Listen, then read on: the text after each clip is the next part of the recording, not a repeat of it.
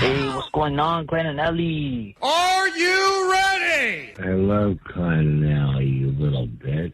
Klein and Ellie, it's just okay. Just don't let things bother you too much. Good morning, everybody. Hey, what up, Klein and Ellie? Whoa, sweet David Steak, did you see that? Viva Klein and Ellie show. Let's get the show started. The show started. The show started. We are live in Los Angeles. 3, 2, 1. And here we go. I love the hot dog, but I love the ham dog. Diddy, great guy like Diddy. Let me get my shoes on. Ooh, baby, gonna get stuck. About that Monday, Tuesday. No one cares about Wednesday. Thursday. Forget that noise. Are you ready for the weekend? Are you ready for the rear end? Eggs. Are you ready for the weekend? Are you ready for the rear end? Monday, Tuesday, Wednesday, trash. Thursday, Friday, forget about that. Friday, Saturday, Saturday, Sunday, sleeping in, eating brunch. Who run? And I was like, oh. I want to say penis. Hit the beach or hit the mall. Go out with friends, do nothing at all. Sleep in, watch movies, read books. Anything goes, just take a look. Yeah, you fat. Are you ready for the weekend? Yeah. Are you ready for the rear end? Butt crack. Are you ready for the weekend? Yeah. Are you ready for the rear end? Are you ready for the weekend? Yeah. Are you ready for the rear end? Go. Are you ready for the weekend? Yeah. Are you ready for the rear end? No. Are you ready for the weekend? Yeah. Are you ready for the rear end? No. Okay, Dinah. It's Klein Alley Show. 106.7 KROQ FM in HD Pasadena, Los Angeles, Orange County. The Sonic Pulse of Los Angeles. This is the world famous K-Rock. Thank God it's Friday. Hell yeah, welcome to your weekend and good morning. That was the weekend anthem, known as the weekend song, guaranteed to make you happier. If you're new to the show, probably a little confusing. Listening to it on the radio, you may say, boy, music's gotten pretty bad these days. But you should be in a good mood, and it's funny, I just saw yesterday in the DMs on Klein Alley Show that apparently a bunch of netbangers or people that watch us on YouTube place bets every Friday as to what clips of the show Omar will play during the weekend song. You must be so proud. And I love that we've turned this into a poly market style thing that you can gamble on. The future of gambling on We got the inside info. anything that happens. Except I don't know what Omar's going to play either. Every week he plays different clips in different orders, and I don't know if it's going to be an I love the hot dog or an I'm racist. I don't know what's going to come out of Omar's machine. Dude, Omar, this is your chance to go dirty. Yeah. You That can is true. tell Hey, people. hit me up, Netbangers. Exactly. So people are placing bets on Friday, and we do the weekend song twice, once at the beginning, once at the end. He plays different clips of the show, all things that were said, most of them completely out of context. And go ahead and place your bets. These days you can gamble on anything. Might as well gamble on what things that were said on this show will be played during the weekend song. Yeah. The amount of money being wasted on our live stream is just always shocking to me. Surprising. We are apparently, not only are we financially irresponsible, but you are financially irresponsible as well. And as we've learned, We don't judge. it's way more fun to live your life financially irresponsible than financially responsible. Tell me about it. Yeah, right, Jake? Jake knows that better than anyone.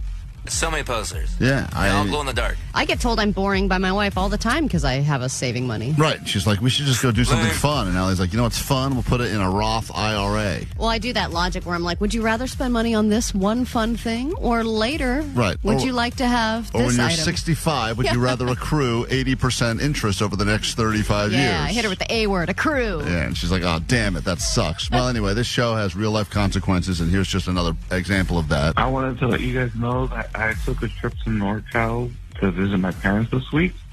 And as I was on the 101, I got so grossed out knowing what Allie did on that, that I went ahead and moved over to the 5. Even though I know how yucky the 5 is, I felt less gross driving on the 5 than Jesus. in the same road as Allie. Yeah, I just wanted to let you guys know. I had fun.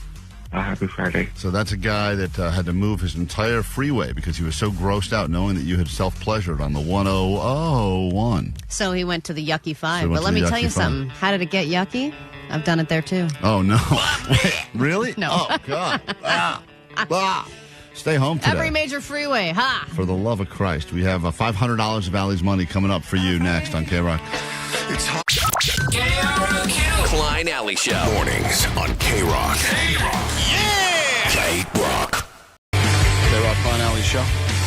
In a moment, we give you the chance to take $500 of Alley's cash. If you're in the mood to win today, it's a great day to be listening to K-Rock. Let's be honest, there's probably less people in the cars on a Friday, so that means better chances for you to call and win things like tickets. Coming up, Death Cab for Cutie. They start their shows at the Greek, I think, this weekend, so we will get you into Death Cab. And then also we have Foo Fighters tickets for you later this morning. It's all part of K-Rock Summer Ticket Blowout. Just be ready to call. The numbers you'll need, 800-520-1067 to win your way in.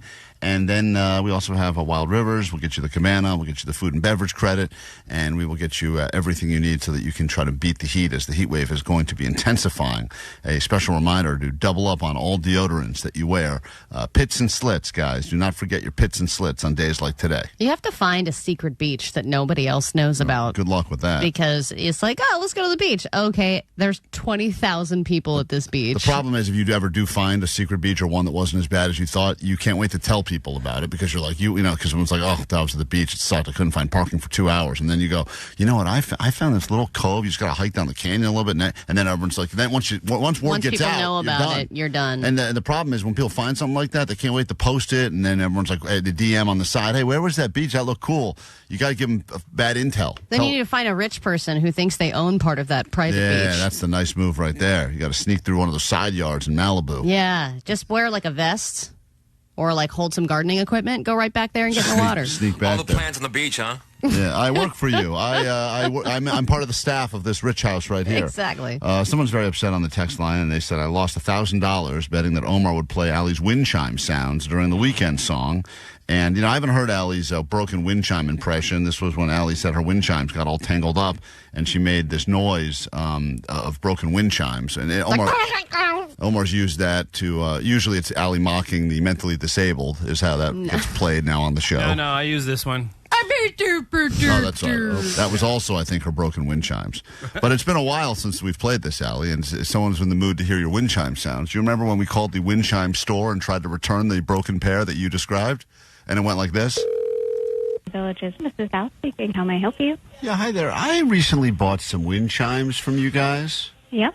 I don't know if something is wrong with them, but I recorded some sound of them, and they don't sound like they did when I had first gotten them. Okay. Well, if you want to bring them in and exchange them, if we have them in stock, that's not a problem at all. I don't know if you've ever heard this before. Maybe I'm doing something wrong, but... I don't know if any of our wind chimes make that sound. I don't know which pair you bought. Can you tell me which wind chime it is? There's 5 different, columns, I guess, and the neighbors have been complaining because it's not a pleasant sound at all. Okay, well, if you want to bring it in and return it... Oh, there it goes. Yeah. I don't think that's the sound they're supposed to make. Yeah. Yeah, if you want to return them, if you have the receipt, we can give you a full refund. If you don't have it, we can do store credit or an exchange. And you have other wind chimes that don't make that sound there? Yes, we do. Okay. Yeah, because this one is it wakes me up every morning and night. Yeah. Oh, I'm sorry about that. That does not sound pleasant. But yeah, we definitely have other wind chimes that make a nice sound. Okay, great. Okay. I will bring these. Actually, sorry, I can hardly hear you over these. I'll bring them back and we can do an exchange. Okay. Thank you. Oh, she's right. That is a very unpleasant sound. That is a very unpleasant sound by the name of Allie. For whoever bet that we would play that sound 20 times this morning, you made a lot of money. So good job on that bet. We come back in a moment. If you'd like to gamble, $500 Allie's cash up for grabs. It's a $500 Friday. Your chance to get $500 richer, $1,000 in your hand, courtesy of that lesbian right there. If you want it, call and claim it now at 800-520-1067. Back with more show next. Ladies and gentlemen, KROQ. No down payment, no monthly fees, just questionable decisions and a whole lot of wristbands on a K-Rock Summer Ticket Blowout. Listen every hour from 9 to 6 to win your way into the hottest K-Rock shows, including Foo Fighters at the Hollywood Bowl August 22nd.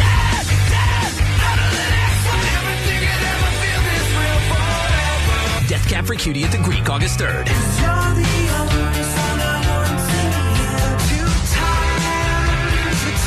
Muse at the Hollywood Bowl August 31st.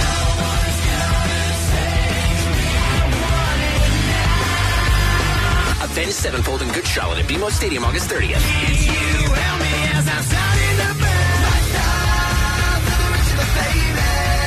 UConn at the Rose Bowl, August 15th.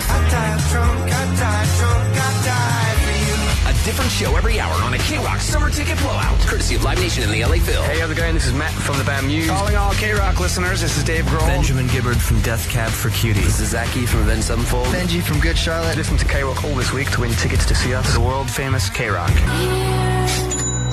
That is the sweet sound of you getting $500 richer. Allie does not like $500 Fridays, but that's okay. You like it. It's a fun theme song to sing to yourself. And once again, we have 5 questions about things happening in the news. Allie has been putting together the A.D.D news that you'll be hearing all morning on the show, but does she have the right stories? Or did we go off the grid to come up with 5 questions that we knew she would not know the answers to? Off the grid and onto Klein's grid. So, listen, I think these are very mainstream questions. If you've been paying any attention to anything going on in the world, you should know the answers. If not, you'll learn a thing or two about cool stuff happening in the world. And we say good morning to your competition. This is Victor, listening to K-Rock this morning. Good morning, Victor. Hey, good morning, Klein and Allie. Just a heads up, I gave you guys a call about a month ago. I'm down to give my kidneys for Blind Charlie. Just pay my bills and give me a job. I mean, pay my debts. Say this all again right now? So about a month ago, you guys were saying that Blind Charlie wanted to do a marathon, and he just needed a kidney, right? Yes. Yeah, I was like, I'm down. I called in, and I was like, I'm down to give up my kidney. Just give me a job and pay my debts. Wait a minute. Okay. I didn't know that you offered a kidney. I didn't know we had anyone who offered their kidney. Pay for it. When I sent to the phone, she just hung up on me. Like, oh no, it was. Hold on. You called. Vanessa hung up. Hold on. Hold on. You called to offer Blind Charlie is going to die if he does not get a working kidney. And I literally don't recall you this. called. Who did you speak to when you called to offer up a kidney? I think it was Omar. Yeah, because he sounds kind of Spanish. Yeah, he's like. No, it's Johnny. It was not Omar. Omar doesn't take the calls. It could have been Johnny. So you called and said, "I've got a kidney that I will happily give up to Blind Charlie," and they hung up on you. Yeah, so I told him, "Hey, just give me a job and pay my debts." Well, that's a little. What are your debts like? Like less than 50 grand. Okay, less than 50 less than grand? 50? That's still a big number, Jesus, dude. man. That's Where a are we big supposed to come up with that? I mean, I listen. If you want to give your kidney up, I'm gonna pay for it. yeah. I mean, listen. I think Blind Charlie, he did tell us if he gets a new kidney, he will blindly walk from coast to coast, supporting our show the entire walk. We think it'll be a big story, and he'll raise money in the process. I don't know if we can raise money for Victor's debt. I think we're going to try to raise money for a better cause than that. I mean, maybe we can set up like a payment plan or something. Yeah, but if you really are okay to give a kidney away, and you want to go ahead and see if you're a donor or a match or whatever, we would love to find a way to give Blind Charlie a kidney. He's done so much for the show.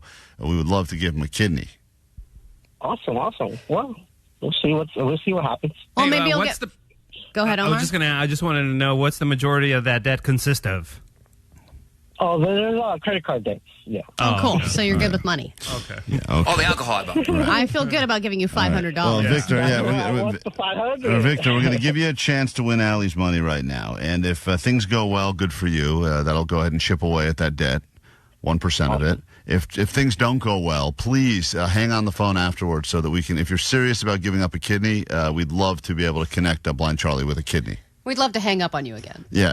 And I'll put you through to Vanessa so she can immediately hang up on you so you can't save a man's life. Allie's leaving the studio. Your round begins in moments. Thanks for calling back. Yeah, if anyone is ever hung up on by Vanessa or Johnny, just call back and rat them out to us directly so we can make sure that the heads roll in the back. Here we go. Allie knows the news.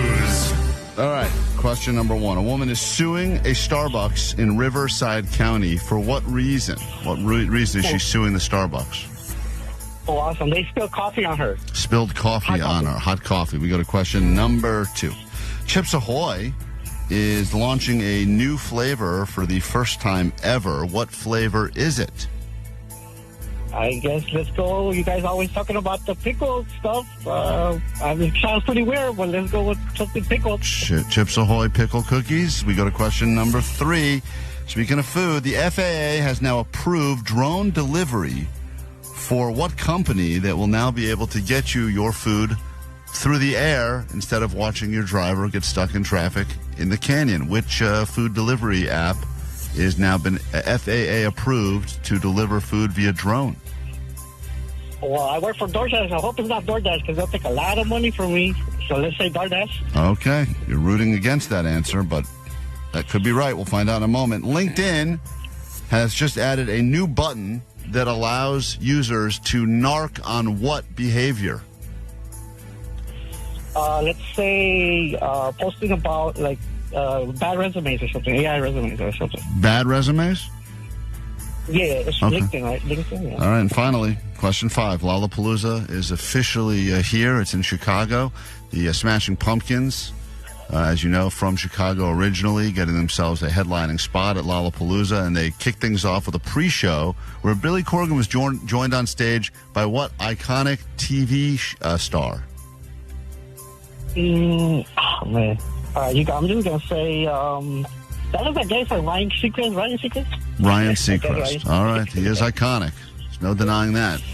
I'm sure he's not doing this dumb bit right now. Let's bring in Allie, and we'll score it together. Allie, you're battling Victor for your own money. Victor's got a kidney. He's got 2 of them right now. He says he'd be willing to give 1 to Blind Charlie, but there needs to be a price. And I will, if he's serious about it, I mean, if you're able to match and everything, you go through it, I'll throw a couple thousand your way to make it happen for Blind Charlie. But I mean, if your number's 50,000, I'm sorry, you've come to the wrong show. You're going to have to hit up Big Boy for that kind of money. Question number 1, Allie. Yeah. A woman is currently suing Starbucks after an incident happened at a Riverside County Starbucks. What was the incident? Why is she suing? Let's see. I'm going to just go with hot coffee. Super hot coffee incident. More specific than super hot coffee incident. Super hot coffee spilled on her body and gave her a bunch of burns. Okay. Both of you said hot coffee incident. The woman was going through a Starbucks drive-thru, claims that the lid came off in the handing of the hot tea, hot water tea, not coffee, but whatever. Both of you said it. Spilled all over her, second-degree burns on her body.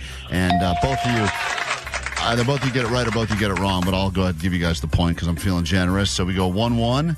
Even though it was tea, not coffee. And we go to question number 2. By the way, similar lawsuit that happened a little while ago. A person got paid out $50 million. Okay, I'm like, I feel like I heard this $50 million. It's a new one now. And a woman's going, I'll take a loose lid and third-degree burns on my junk for $50 million. Yeah. We go to question number 2.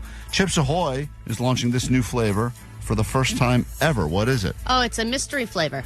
Ah, okay. You gotta guess what it is. He said pickles, because why not? Everything's going pickle these days. But the correct answer, and maybe we find out down the line he's right, because it is a mystery flavor. No one knows what it is. Allie gets the point. Chips Ahoy mystery. It could be anything, and you have to buy to find out. If it turns out to be pickle, I'm going to call you back, Victor, and give you some money if this costs you the game. We got a question. You're promising this money. Question number this guy 3. a lot. FAA has now officially given drone approval for delivery for which company that will get you your food a little quicker than your driver getting stuck in traffic? Yeah, I heard. I think, is it Uber? Uber Eats? He said, I hope it's not DoorDash, because if it's DoorDash, he works for DoorDash, and he said that would really cost him a lot of money. So I feel bad giving you the answer because it's good for you, but also bad for you. It is DoorDash. Oh, damn it. So you have now gone up. You have now tied Allie. This is exciting now. You've tied it all up, but sadly you may be replaced pretty soon by drone delivery. We go to question number 4 now, and it's completely tied. $500 up for grabs. Victor has got $50,000 worth of credit card debt he's trying to claw his way out of. Here we go. LinkedIn has added a new button so that users can narc on what behavior? I think it's the use of AI. All right. His guess was that users can report bad resumes. I would have thought it would have been the people that are trying to turn LinkedIn into a dating site where everyone's trying to hit on each other on LinkedIn, which is happening. I think they're all about that. But according to this new article and this new button, Allie is absolutely right. It's a new button that you can press to report AI slop, is what they're calling it. And they're asking users to get rid of the AI slop that is apparently taking over LinkedIn. And we go to this final question. Allie's gone back up by 1. Lollapalooza is officially underway in Chicago. Smashing Pumpkins headlining, hometown band from Chicago. They kicked things off with a pre-show where Billy Corgan was joined on stage by what iconic TV star? Joined Billy Corgan on stage. God, I don't know the person's name, but they were in the Brady Bunch. Mm-hmm. And they used to play bass for the Smashing Pumpkins, I think. No, it's 2 separate people. Okay. I saw that in the headline, and I was like, really? I didn't know one of the Brady Bunch the former bassist returned to the Smashing Pumpkins for at least that show, and Barry Williams, known as Greg Brady. Oh, he was Greg. Okay. Joined Billy Corgan on stage to go ahead and give everyone those nostalgic feels. And sadly, Victor, your round of Allie Knows the News comes to an end with $0. And what must you shamefully admit over the airwaves of K-Rock? All right, this is Victor, and Allie Knows the News. Okay. I can't believe I have to say this right now, Allie. But the guy who called in with that weird kink about the gummy worms, remember that weird call we got? Oh, I could never forget it. And he was going to then propose to that girl? Yeah, through some kind of weird stunt with the gummy worms. He's on the phone right now with an update. We'll get to that next. Klein Alley Show. Mornings on K-Rock. Yeah! K-Rock. K-Rock, we are Klein Alley Show. Lincoln Park, a friendly reminder that Park Week is still happening. It ends on Monday. We'll announce the winner. So you have today and through the weekend to submit your terribly parked cars that you see all over the streets of Southern California. I saw just yesterday alone, going through all these submissions we've received at krock.com/parkweek and on our socials at Klein Alley Show. I saw a couple of great examples of gas cars that were parked at charging, electric charging. Some people that even pull the electric charger and put it in the gas tank to look like they're charging, which is a great move. There's so many different ways that people are parking badly and ruining our lives on a daily basis. It is Shark Week on your TV and in the ocean, but with us, it's Park Week again, and we will give away the grand prize. It involves a trilogy of shows that you'll be going to, all involving the word park, and that will be happening on Monday. But get your submissions in today and through the weekend, please. A bad parker almost screwed up my driving test yesterday, because they were so far into the main lane of the road that it was a hazard. Yesterday after the show, Allie and Jake competed on the on-road driving test. We will have the instructor joining us in less than an hour to reveal the results. And I think of all the punishments we've given out on the show, and there have been some bad ones, this is probably the worst punishment because this person will be forced to go sit at the DMV for up to 5 hours. Even the driving test guy felt bad for us. It's a terrible punishment, so we'll get into that coming up later. We had a man on our show a few weeks ago during a game called Bet Your Fet. And his fetish was something that was rather strange. It was not one of those fetishes like spanking or whatever else, normal ones, I guess. He shared with us the story that he likes to eat gummy worms out of this lady's special place. And but this video, we posted it up on our Instagram. It has over 100,000 views. A video of him talking about it. Of him talking, not him doing it, yes. And many of the responses are things like, wow, that is by far the strangest thing I've ever heard in my 28 years on this planet. And, you're also missing a key component of the kink here. Oh, he does it right. There's a certain time of the month he likes to do this trick. He likes to dip it in ketchup. Right. Thank you, Omar, for cleaning that up. So anyway, he did tell us when he was on with us that he was planning on doing that kink, I think that very day at the Queen Mary in Long Beach, and that he was going to propose marriage to this woman. And I think it's beautiful that when you find your kink and it's just weird enough and somebody else is just as into it as you are, that is a beautiful, beautiful thing, and you should never let go of that person. So good for them. So let's say hello to, I don't know if this was his real name or fake name. Greg, is that a fake name you're giving us? Oh, no, I am Netbanger Greg. Hello, Netbangers. Happy Friday. This guy is proud of it. And last name and last four of your social? You are the guy who called us during Bet Your Fet. You're the. Hold on. Listen first. Greg, listen. Slow down. You are the kink gummy guy, though, correct? Correct. That is me. Yep. Okay. Mm-hmm.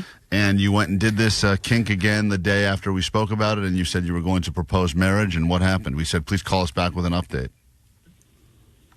Yes, and that's and also I'm also the same guy with the 4-year lack of sex, and maybe if I sound a little more bubbly and happy right now, I got laid, and yes, we went to the Queen Mary, had the most amazing time. If anybody's wondering, yes, go to the Queen Mary for a date night just over that's an amazing time. And I was successful in completing my gummy adventure. It was a little unfortunate in the sense that she had stopped her menstrual session prior to me being able to get in. So it's hard to time out the Queen Mary to your flow. Yeah, it's tough. So she was not at that time of the month, but you still were able to do your gummy worm trick? That is correct. Uh-huh. And also, is Jake there today? Yeah, Jake's here. Unfortunately. Yeah, he's here.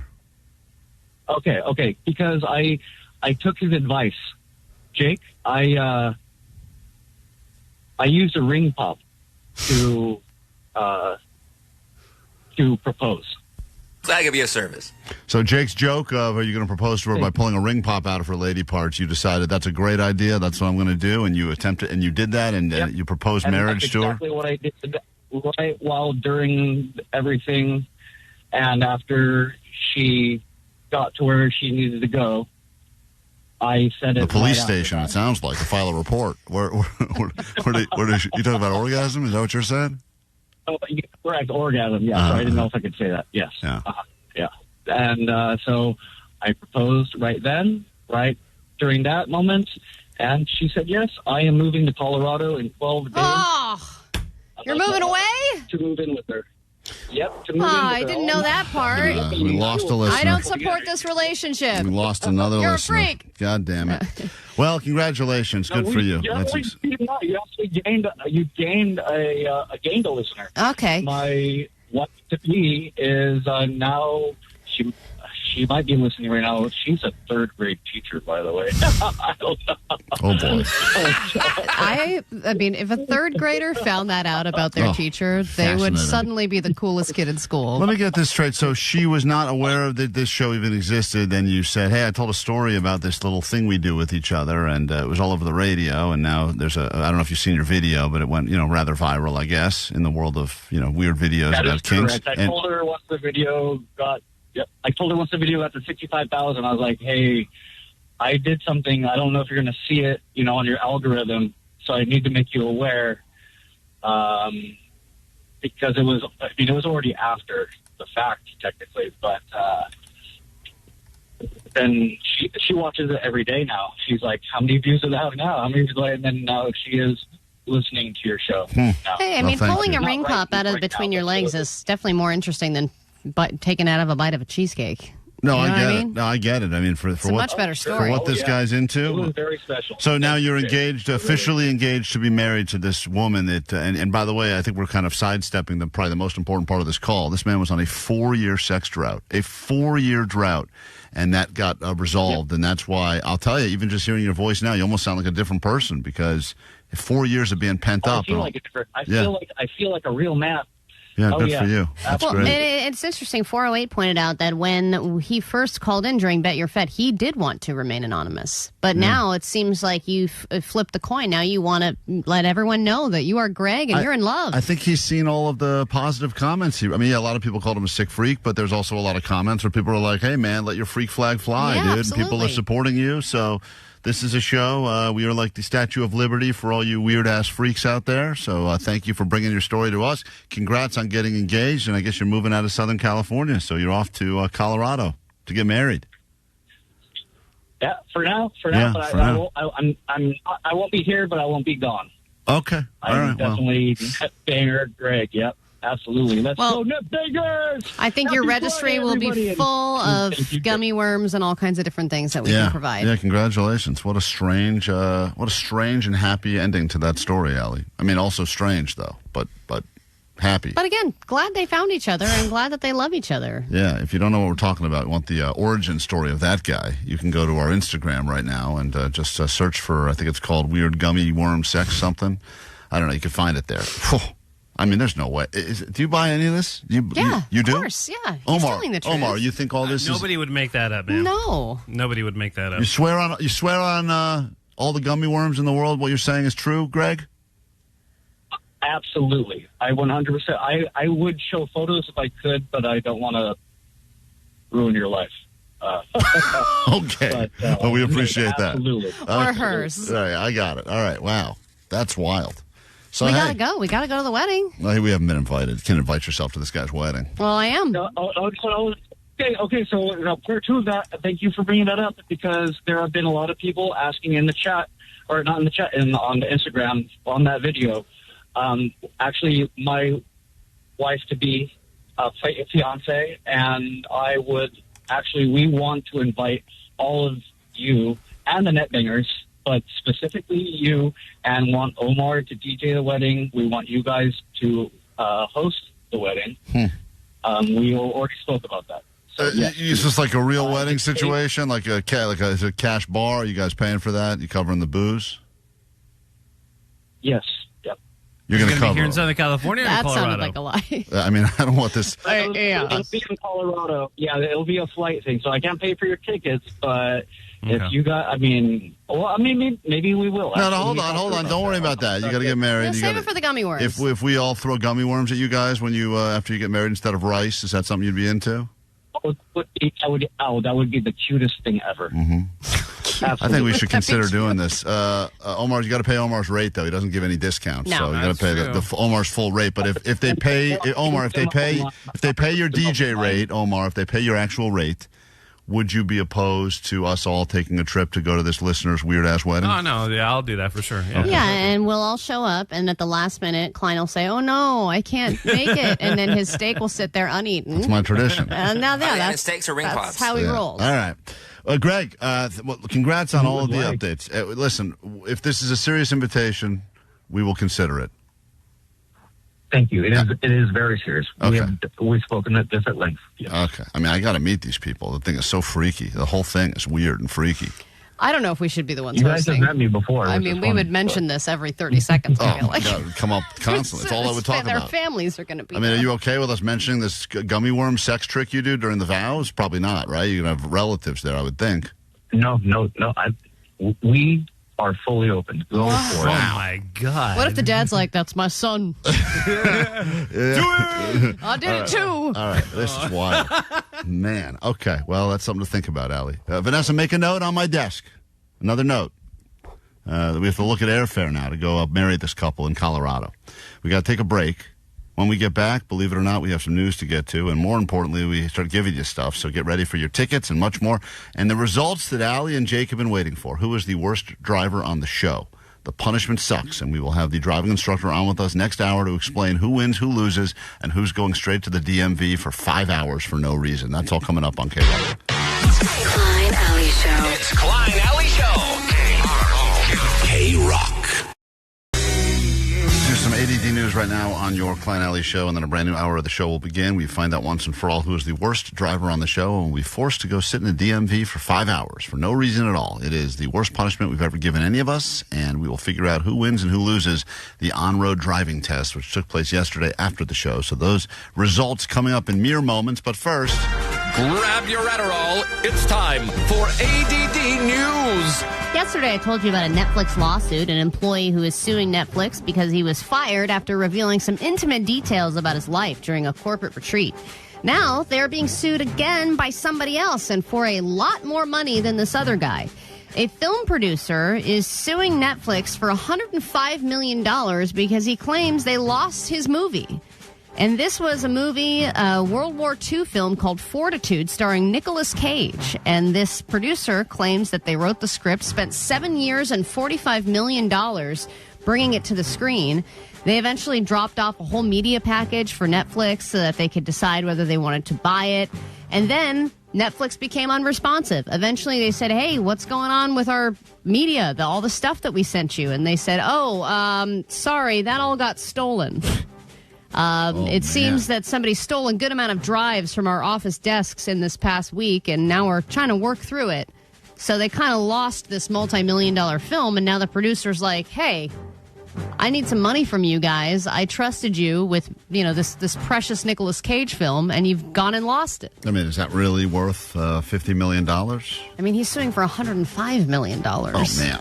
Which is insane. I mean, I don't know where that number's coming from. Well, because I guess if it gets leaked and then it's available, then it's going to cost them all that money, I would imagine, at the box office, assuming it would bring in $100 million. But it better be some movie. Yeah, I mean... It's a great move. I would love to drop off stuff at Netflix all the time that's like homemade movies that are crap and then hope they get stolen and then sue them for what they could have been worth had they gotten released. But they said Netflix is disputing any claim that it bears the risk of loss for any film that's delivered. Someone had to without sign the for proper industry standard safeguard. Yeah, I mean, if somebody says, "Hey, this is yours," and you've received it, and then they've lost it, yeah, you can't lose something like that.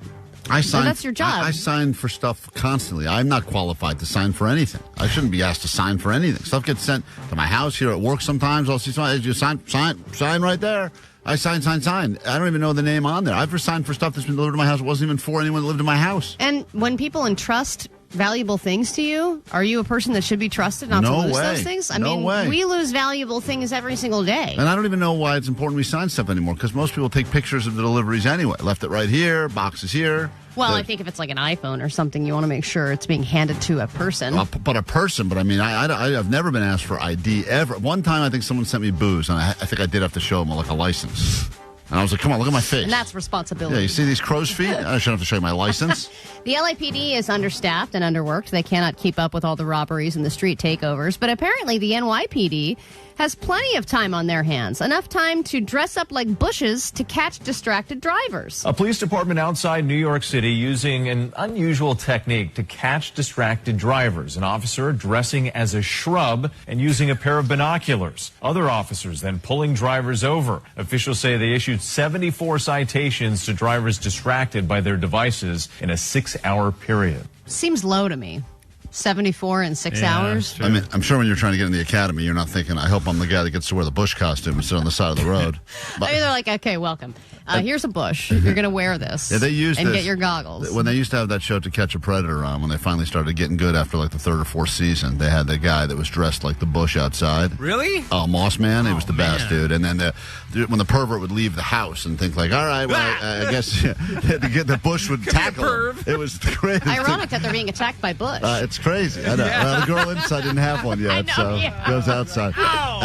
Allie, I got news for you. This was the role you were born to play. And Bush lady? Yeah, bush lady. And you've been working. I don't even need the bush. Well, you got it. That's my point. You've been working on it. It's all natural. Allie just sits there. Get into a brand new hour of the show after your incubus. It will be the greatest hour of your life and the worst hour of one of our lives, because we figure out who loses the driving test next on K-Rock. This is the world famous K-Rock. Hell yeah. Welcome to your weekend. It's Friday. It's K-Rock. We got lots to give you coming up a little bit later this morning. Foo Fighters tickets. Do those at 10 a.m. sharp. And Death Cab for Cutie. You don't have to wait around. That show starts this weekend, Sunday and Monday at the Greek. So we get you into all the shows. It's part of K-Rock Summer Ticket Blowout. Good morning and welcome to your Friday. My name's Klein. There's Allie. Morning. That is DJ Omar Khan. Hey. Jake the Nerd over there. What's that? Also known as Jake the Big Baby. Someone accused Jake earlier this week of having a mantrum. And everyone said we need to give Jake a hug. I don't know how he's feeling mentally right now, but I guess we'll play this message for you. Well, if you want a little more context, you can listen to the Showvertime podcast that we recorded yesterday. We went into it in more detail. I think we're all good. Yeah, there's a couple of reviews about that Showvertime podcast, but primarily this person wanted to do a mental wellness check on Jake. Hey, David, it's Ruby Boogie guy. Jake, I know you're kind of getting annoyed about how, they're poking fun at you at certain things here and there, but honestly, your best friend, they poke fun with you. They do a lot of things. I mean, that's how I always thought. That was a good way of indicating how close you were with someone as to how far you could push them. And I thought that's where we were at. But apparently Jake had a tantrum this week, but he blames it on the fact he had too much coffee. That's not the reason. And he couldn't handle it. That's the reason. You don't read the email. Well, I'm watching the pod from Wednesday, and Jake really was upset. He threw a full-on mantrum. He was hysterical. Man, you guys need to give him a hug, okay? Jake, keep on keeping on, I guess. Sweet divots, guys. All right, thank you for that. So a lot of people calling to give their support. But, yes, we did break down the entire thing that took place in the Showvertime episode, which you can download. Sweet divots. Absolutely loved the Showvertime. I've listened to it 3 times now. 3 really times? Oh, my God. What a waste of your time. That was definitely accidental, right? So, probably. Well, it's lucky because it was short. Yeah. So, anyway, you can check out all things that happen in behind-the-scenes drama on the Klein Alley Showvertime bonus podcast. This hour on the show, we will get inside the car. Cameras were rolling, audio was rolling, as both Jake and Allie were forced to take the on-road driving test yesterday. And I was shocked because right at the beginning, I thought this whole time I was going to be driving my own car. I didn't realize we were going to be getting into this guy's Corolla and doing it in his driving Yeah, school because car. he's got that special car with like a second steering wheel and a second set of brakes. And No everything. second steering wheel, but second brakes, yeah. Yeah, because he had to make sure if you guys are not good drivers that he could go ahead and hit the brake. He's not going to risk his life so that we could do this dumb bit. Yeah, and he explained how he got that installed and everything. It was fascinating. I've got some of this audio. It's interesting. Both you and Jake attempted to bribe this man, and I have audio to prove it. And it's so funny that both of you wanted to figure out if there was any way you could just buy his vote, because he is going to be on with us this hour to reveal who truly lost the driving test. And when I play you the audio, it's very damning. And I'll say one thing. Jake was much smoother at attempting to bribe him than you were. Your bribery Excuse me, I was brought pathetic. it up casually. You brought it up. Well, I'll let the people decide exactly how you brought it up. But you brought it up in a very clear, I'd like to bribe you way. Whereas Jake just kind of said, hey, you like pizza? Why don't I stop and I buy you a pizza? There was a lot of different bribery. That's the same thing. We'll get into it all coming up on K-Rock. Klein Alley Show. Mornings on K-Rock. Yeah! K-Rock. Results of the driving test coming up in moments. But first, let's solve some of the riddles that are waiting online. It's time for your clickbait. Here we go.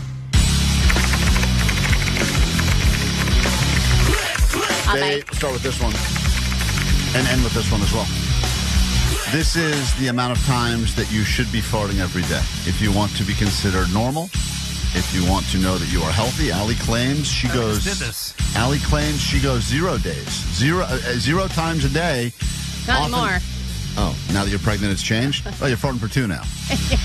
Allie claimed for a while now she would go 24, 48, 72 hours. Oh, I rarely do. No farts, which was crazy. It's good for you, since we're in the same claims room. he is just, thank you. Number says he's contributing to the grand total already this morning.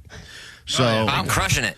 Jake is probably raising the average for everyone, but there's a real number. Greenhouse gases in There's a real number going on, and there is an actual number according to science. And anything above this or below this, you got a problem. But this is the amount you should be doing it in any given 24-hour period. Allie, we'll start with you. I'm only saying this number because I've heard it. I think it's 14. 14 is Which the number. still seems like a lot to me. Allie believes the number is 14. Jake the nerd, you should be an expert. If there's ever a topic that you've been an expert at, this would be it. Sure, yeah. So what you should be doing or what I do? No. Oh, no one wants to know what you do. It's triple what Allie just guessed. Is that a big internet mystery? Yeah. No, we're never guessing what you do. It's the average. This is the average. On 18. average, 18. He's going to try to go higher than Allie. It's just Jake, add a 0 to the 14. 2 zeros. Oh, my God. Omar, what is the average? I propel myself. I'm going to go with 8. 8. 8? That's low. Those are rookie numbers. Jake is doing 8 in 3rd grade, man. All right, on average, according to the science, the experts, people fart. I'm sad that they have to do this to be experts. 5 times a day. That's it? That's the number. 5 times a day. The median average number is 5 a day. That is the number overall. That's whack. Anywhere from 3.8. Well, I don't know how you got a 0.8 one, but I guess that's where you try to stop it halfway. It's like when you're in an elevator. Yeah, you kind of like the Richter scale. Right, you think you have the elevator yourself, but someone comes in, so you have to cut it off halfway. So you get to 8. 3.8, but 5 is the number average. If you look at all people, they say that the biggest contributors to this are the people in the age range of 26 to 45. They were the most. That's when all the GI issues begin. 26 to 45, and then slightly the group 46 to 65 go just under 5 a day. So I think when you're older, too, like my grandma, when she was getting up there, she would just let them slap out of there, and she wouldn't say a damn word. And she'd be like, I don't even think she knew. Right, now that's when you'd find out they were deaf, because you're like, Grandma, that was you. And she's like, what? Like, oh, man, you're hearing feel nice. So, anyway, that's the number, and now you know, and I don't know how that'll be useful in your life, but at least now you have the answers without having to click around. Thank God. So 5 a day. Just to get a sense of where we're at now, it's early in the morning still. Jake, how many, if you had to guess? I'm like 12 already. 12 today already. Jesus Christ. I just did when I went to the bathroom. Okay. On that note, do we need to continue to go around the room? Or? No. Even the pre-meeting, I was like, you noticed, but I like kind of we screwed noticed. over. We all noticed. Is that why you're always in the corner? That's why we asked the question today. This was an intervention for the pre-meeting. We're going to take a quick break. When we get back, the results, the driving test. We have audio from In the Streets. We have the expert joining us on the phone to determine who is the worst driver on the show. and the punishment, which will be sending someone straight to the DMV to spend time there for no reason. It is terrible, and we come back with all that next. Ladies and gentlemen, KROQ. No down payment, no monthly fees, just questionable decisions and a whole lot of wristbands. On a K-Rock Summer Ticket Blowout. Listen every hour from 9 to 6 to win your way into the hottest K-Rock shows, including Foo Fighters at the Hollywood Bowl August 22nd.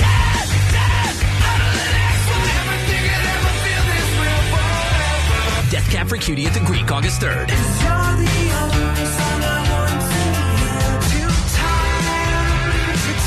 Muse at the Hollywood Bowl August 31st.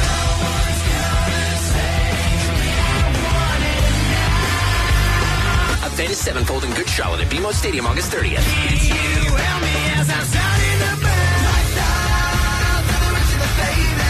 Noah Khan at the Rose Bowl August 15th.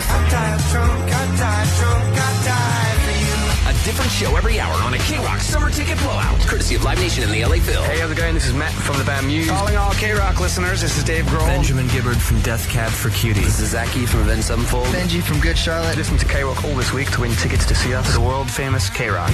One of your lives is about to change, and not for the better. And I'm talking to someone in this room right now, but the good news is that the answer? Is that I've lost? No, I don't know the answer. I haven't. Someone in this room is only me. Oh, I meant like you or Jake. Oh, okay. All right. Listeners' lives are about to get better. Is that what he said? Yeah, That's what he said. I've got the. I don't have the results of the test here. I see some of the notes that the driving instructor took. He's going to be joining us in a moment. His name's Juan. He is a licensed driving instructor. Took both Allie and Jake on the road yesterday. They finished. They had the lowest score in the written portion of the DMV test. Only by one. The reason we did this was because there's been a cheating scandal, and a lot of people in the Southern California area were forced to retake driving tests because people were going in there wearing meta glasses and basically getting all the answers they needed. So they were getting licenses even though they were not qualified to be driving. Most people on the streets probably aren't qualified to be driving, as we proved by taking the test on the air.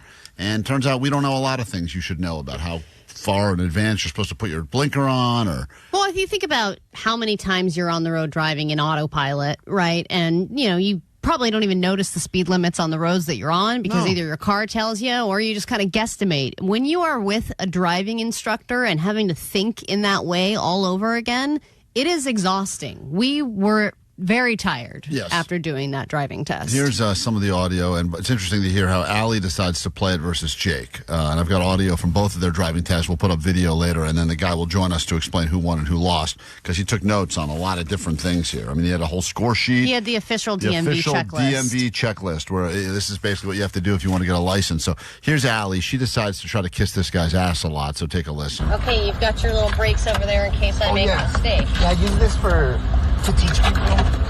Yeah, you won't have to use that. All right, I'm going to adjust the seat. Take your time. Because I need to make sure this is in a very safe location for me so that I can... I mean, it's like so pathetic. I need to make sure this is in a safe location. She does this.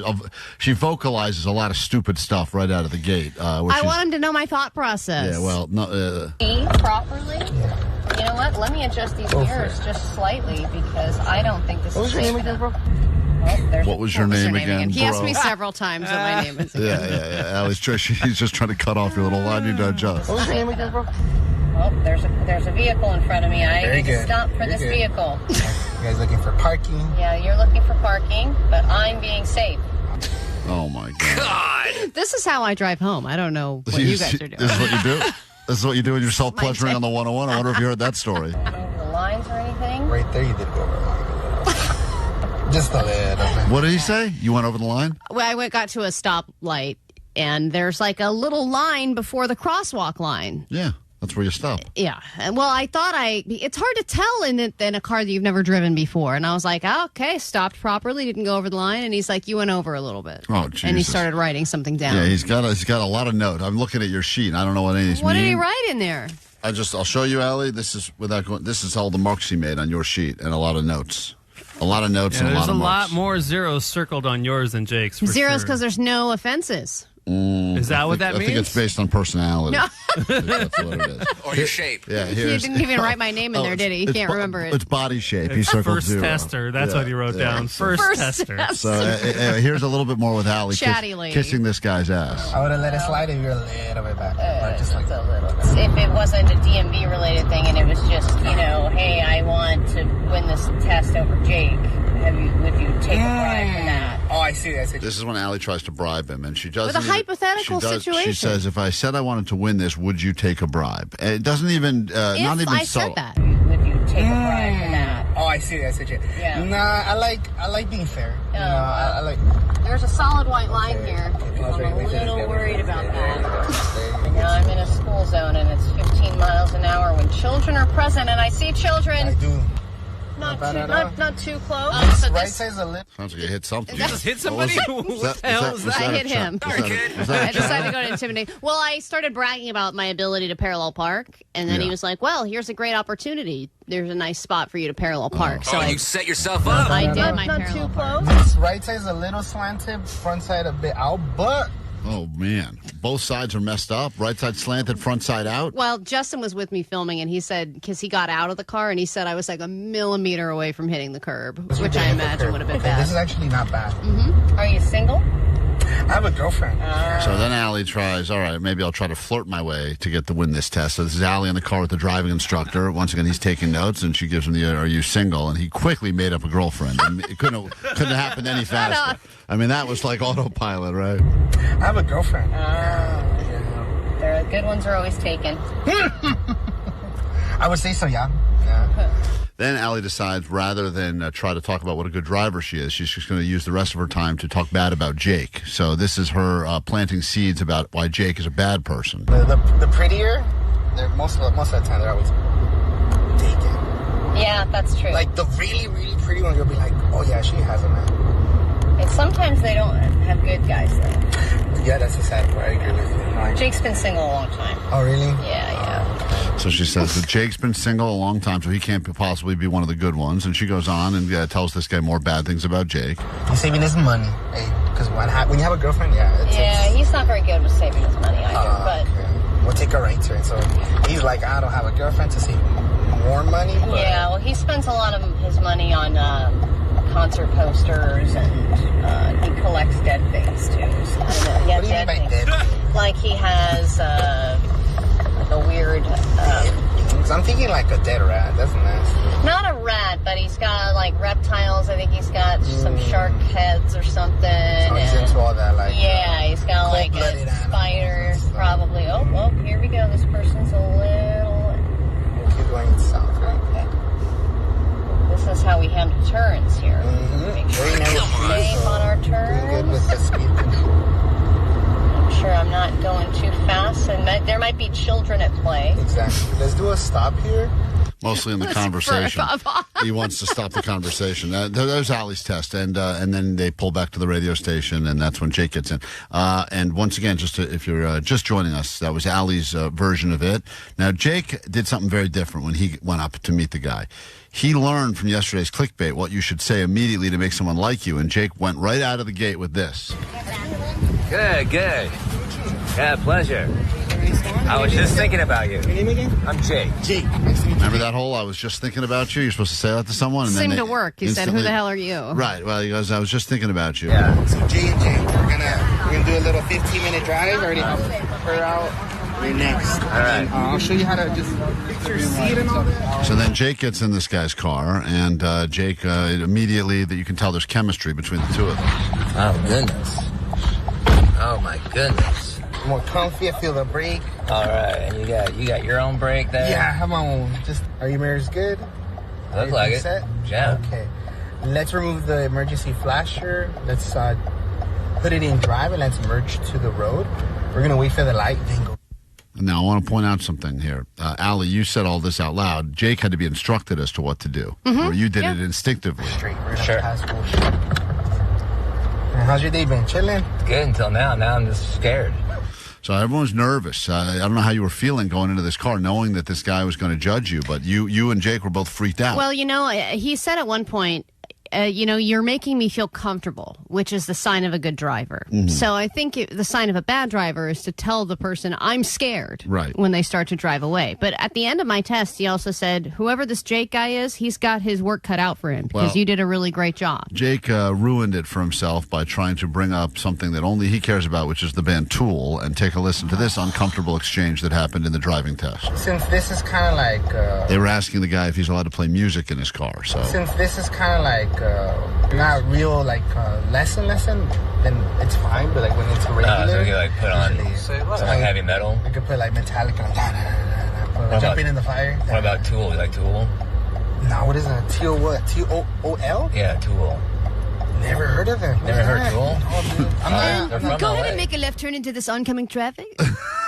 So Jake is just completely shocked that this man's unaware of Tool. Jake's, and he actually jotted that note down in his notes. Yeah, he he says did? Tool-LA. Yeah, he wrote down Tool. They're like one of the biggest LA rock bands ever.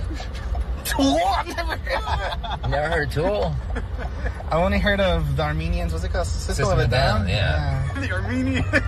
Armenians, dude. That's Johnny in the backseat because Johnny's filming Jake's ride now. So that didn't go well. And then finally... so they're laughing at him. They're all laughing at Jake. And then Jake tries to bribe him. Do you think that was just a note like this guy is a tool? Probably. He's a tool. I think he's a tool from L.A. I think that's what they wrote. Here is the one bribe Jake tried to pull. You tried to bribe him with cash. Jake tried to bribe him with pizza. My cousins tell me, like, Juan, once you hit 30, bro, trust me, you feel your body just change.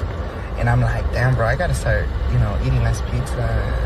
Can I buy you pizza and you can give me a better score? I'll buy you any pizza you want. Damn, bro, you can't bring me with my best food, bro. That's crazy. Dude. What's your favorite food? So this guy was contemplating taking the bribe, but he said, no, I'm going to go ahead and do this on the level. So he denied both of us Denied a bribe. both you guys. I think mine was a little more subtle than I'll just buy you pizza for a better score. We have our driving instructor. His name is Juan, and he will be on the phone with us in 2 minutes. He's going to go over his notes, and he's going to describe once and for all and explain who lost the on-the-road driving test next. Klein Alley Show. Mornings on K-Rock. Yeah! K-Rock. Man, looking at how nervous Allie is right now. That's funny because you've already done all the hard stuff. I mean, you did fail the test we did on the air, and then you went... fail it. You did worse than... You said you pull over to the left if an emergency vehicle comes by, which is like the first thing you learn is you don't pull over to the left. Yeah. Unless you're like in England or something. I think there are some situations where left is better. So Allie was on the streets yesterday, and so was Jake, and Juan is our driving instructor who's about to join us and go over the notes he took. Do you think you won or lost this, Allie? I really don't know because at the beginning, how we had that little break on the right-hand side, I had asked him casually, I'm like, have you ever had to use that thing? And he's like, I only had to use it once during our test. And I was like, what? He used his emergency brake with you? During our test, which makes me think I lost. Jake, you feel good about your driving or no? I feel okay, but I'm still very unsure. All right, let's say hi to Juan now. Juan's been giving, I would imagine, thousands and thousands of miles and hours to people, training them how to drive so they can go ahead and pass this driving test. And have you ever been consulted before just to help solve a bet where the loser has to spend 5 hours in the DMV for no reason? Hello, how's it going? Hi, you're on K-Rock right now. You have a legitimate winner. Don't say who it is yet, but you do have a legitimate winner and a legitimate loser? Yes, okay. Yes. Out of this 15 minutes each. Don't say it. Don't say it. I want to ask you some questions. Hold on. Was it a hard decision? I wouldn't say so because there was situations where both of you ran into where, in my experience, I would have made comments more.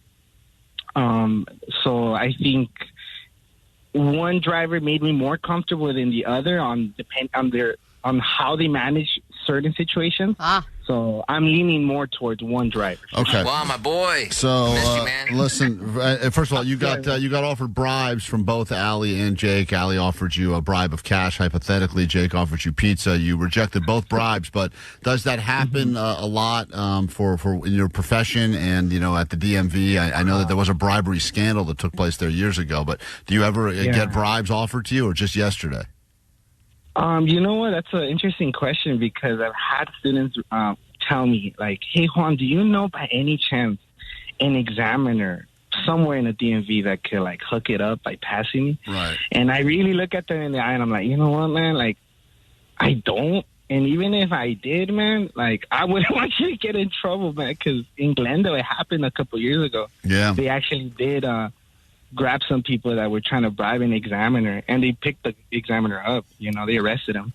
And but with students, it's more of just like, do you know an examiner? Because since I teach for a driving school, the most they'll do is like, hey, man, can you give me like crazy discount or something? I'm your first time customer. And I'm like, nah, bro, I can't do that. I'm looking at the notes you took, and you wrote a lot more notes down on Jake's test than you did on Allie's, but I don't know what all these notes mean. And you did write down tool on Jake's notes, tool. Were you referring to Jake as being a tool, or was that because of his recommendation?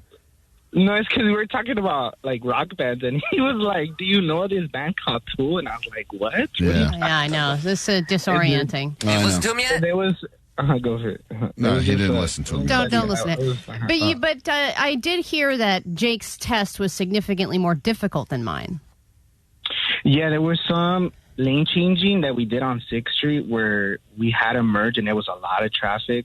So he did a really good job in that aspect, like, switching lanes. He does occasionally, when he switches lanes, his shoulder check, he needs to make sure he looks a bit sooner or more before the lane change. And I think that's where Ali does better in the lane changing in that sense. Yeah, I don't think Jake wants to turn his head too close to his own armpit because it stank. I noticed he didn't want to like he would shoulder check, but it was more like towards the end, almost committing the merge, you know? So give me one strength and one weakness that you noticed with Ali, and same for Jake, and then we'll get to the results. And he said we do have a clear winner and loser, and the loser will, of course, be immediately going to spend 5 hours at the DMV for no reason. Terrible punishment, you would agree, right? Yeah, especially if it's on a Monday or Friday, man. That's like, those are the worst days. Yeah, it'll definitely be on a Monday or Friday. We're going to make sure of that. No, that's not part of the thing. All right, so give me Allie's. Give me something that Allie did well and something Allie did terrible.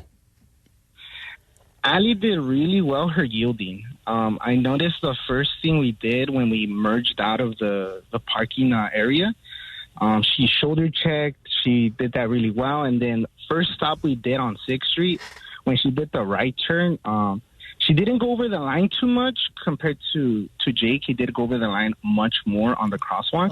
Oh. So her yielding was better. Like, I noticed she took her time. She entered slower. She actually reached out, and then she entered when it was safe. What is something Allie does? What is something Allie does terribly behind the wheel? There was just one occasion where we were coming out. So she did her parallel parking. I did that with her because she brought it up. She's like, I'm a really good parallel parker. And I was like, all right, let's do something. How pathetic is and that? She showed me her skills, and I was like, okay, yeah, you do parallel park really well. Uh-huh. But after that, when she was merging out of there was a car coming the same direction we were coming. So I had to kind of like mention, like, hey, watch it. Like, there's a car coming. Uh-huh. I didn't want her to kind of like, even though I think she probably saw him, I just had to make that comment. Like, right, and you had to use your brake at one point because you felt unsafe for your own life. That's the only occasion, yeah. That's the only occasion where I was kind of in the defense teacher mode, where I was like, So Allie, positive, good parallel parker, negative, almost drove headfirst into an oncoming car. Okay, understand. Jake, let's go to Jake's pros and cons quickly, other than smell. Okay, so with Jake, he's very confident in his driving, in a sense where he's... I'm right, you're wrong. Yep. Right. So I noticed that when he was driving. So the merging lanes, like I said, he entered in difficult situations. But the first yielding he did, that's my main thing. Now, another one was he did similar turn right on La Brea. And I told him, take a right turn on this light. He did the stop on the red wow. But then when he yielded forward, there was oncoming traffic, like big time, like coming traffic. You know how La Brea is very busy. Yeah. Oh, yeah. And there was this left, both cars were coming because it's a 2 lanes. And he just found an opening. Like the moment he found an opening, he's like, oh, I'm in. So so he kind of just jutted out without really making sure that there was Not a good driver. All right. Well, in a moment, the time has come now. Place your bets. Place your bets. Allie, Jake, one of them is officially going to be declared the worst driver on the show after having the worst score of the written test, then going to the roads. Juan is a certified driving instructor. Has been doing it over 5 years. And the moment is finally here. Allie's freaked out. Jake's freaked out. One of you will be receiving the ultimate punishment, which is going to the DMV on a Monday or Friday for 5 hours for no reason. Who of these two people would you say lost the driving test? You lost the driving test? I would say Jake. Come on, baby! I know! Wow. Hiya! Jake. What? A do. Jake. And it was mainly the La Brea turn. That's where it got me like, that was my student. Wow. If he did that, I would be like, hey, don't do this in the test. This will disqualify. Yeah, even if you're going to do that as a driver, don't do it in front of a driving instructor. Don't do that. Right. Yeah, even I'm on live on air. Yeah, don't do that. Like if you're using on red and there's cars coming, It was fine. Very Oh my God. Here we go again. And Jake said he had an advantage because him and Johnny and Juan got to bro it out together. Oh, yeah. So that didn't even do anything. Oh yeah, I think we had a great time talking. Better conversation goes to the Jake ride over the Allie ride for sure, right? I would say both of them. Honestly, it was both even. I really had fun with both. Allie was really cool too. Yeah. I wasn't. Wow. Definitely not. This guy's skewed. This is weird. All right. Well, anyway, I can't believe it. Johnny told me before the show today, he's like, if I know anything, Jake won this thing because of the conversation that we had in the car. Now Juan goes beyond conversation. He goes by the rules of the road. So That wasn't a rule. That was fine. On the final score, I guess, how much did Allie beat Jake by? Was it a point system? I'm looking at your sheet here. You've got all these different numbers circled. Yeah. So for me, it's the way each driver manages every situation. So we'll start off with the first one. So when we merged out, like I said, Jake, he bases more on mirrors. Like he relies more on mirrors and the shoulder check itself. I don't rely on mirrors. Allie I've always hates done it mirrors. wrong. Allie hates mirrors and mirrors hate Allie. It's always been that way. All right. Well, listen, we don't have time to break down the whole test, but Thank you, Juan. Jake, you've lost. You're a good man. Jake will be. Appreciate it Thank you for this opportunity and this chance. Thank you all. Thank you, Juan. so much. We appreciate it. That's Juan, licensed It was so driving much instructor. fun. Thank you. Thank Thanks for you. joining us on Camera. All right, Jake, you lost. You're going to the DMV, my friend. That DMV that smelled bad is about to smell a whole lot worse. I'm going to buy Juan a pizza. And Allie is going to celebrate. What a victory. Oh, my God. Thank Lord. Jake is the worst driver on the road. If you see an OK Lexus driving around, be careful. It is not okay. We will be right back with news and a brand new hour of the show, including your tickets. First tickets out of the gate. You'll be seeing Death Cab for Cutie sooner than you think, and that's coming up after this. Klein Alley Show. Mornings. 106.7 K-Rock. Go ahead. Don't get yourself typhus. Our cats don't even go outside, and they still get them. And we put on the medication, we do the collars, we do those lamps. And then we still find one scraggly one here or there. It's crazy. Speaking of your house, how would you like a robot to clean it? You can do that for $30 an hour. Would you hire a robot to clean for you? San Francisco robotics company is offering a new home cleaning service using humanoid robots. The company says the robots can vacuum, pick things up off the floor, and wipe surfaces. The robots will be available for a rate of $30 per hour. So I think that's they're not topless. Actually, it's the opposite. This robot that is very freaky looking is wearing a long sleeve black top and bottoms and doesn't really have a face. It just kind of has two eyes and a bunch of antennas coming out of its head. And I just don't have the confidence that it can clean that well. It seems to be struggling even holding a vacuum and taking out the trash. But for $30 an hour, you kind of get what you pay for, right? Is that a good price? I'm trying to think if I feel like you get a human for $30 an hour. That's what I thought, too. I was like, man, robots are supposed to make things affordable, I thought. Right. That seems like a high price for a robot. But a person, I feel an like, hour. no way, because it would take 4 or 5 hours to clean a house. So that's like 5 hours, $30 an hour, $150. Oh, I think it's more than that. Not a bad. I feel like that's about. I feel like a house getting cleaned is at least $200, $250. You think that's that much? Yeah. To clean a house? Yes. $250? Of course. Seems very high.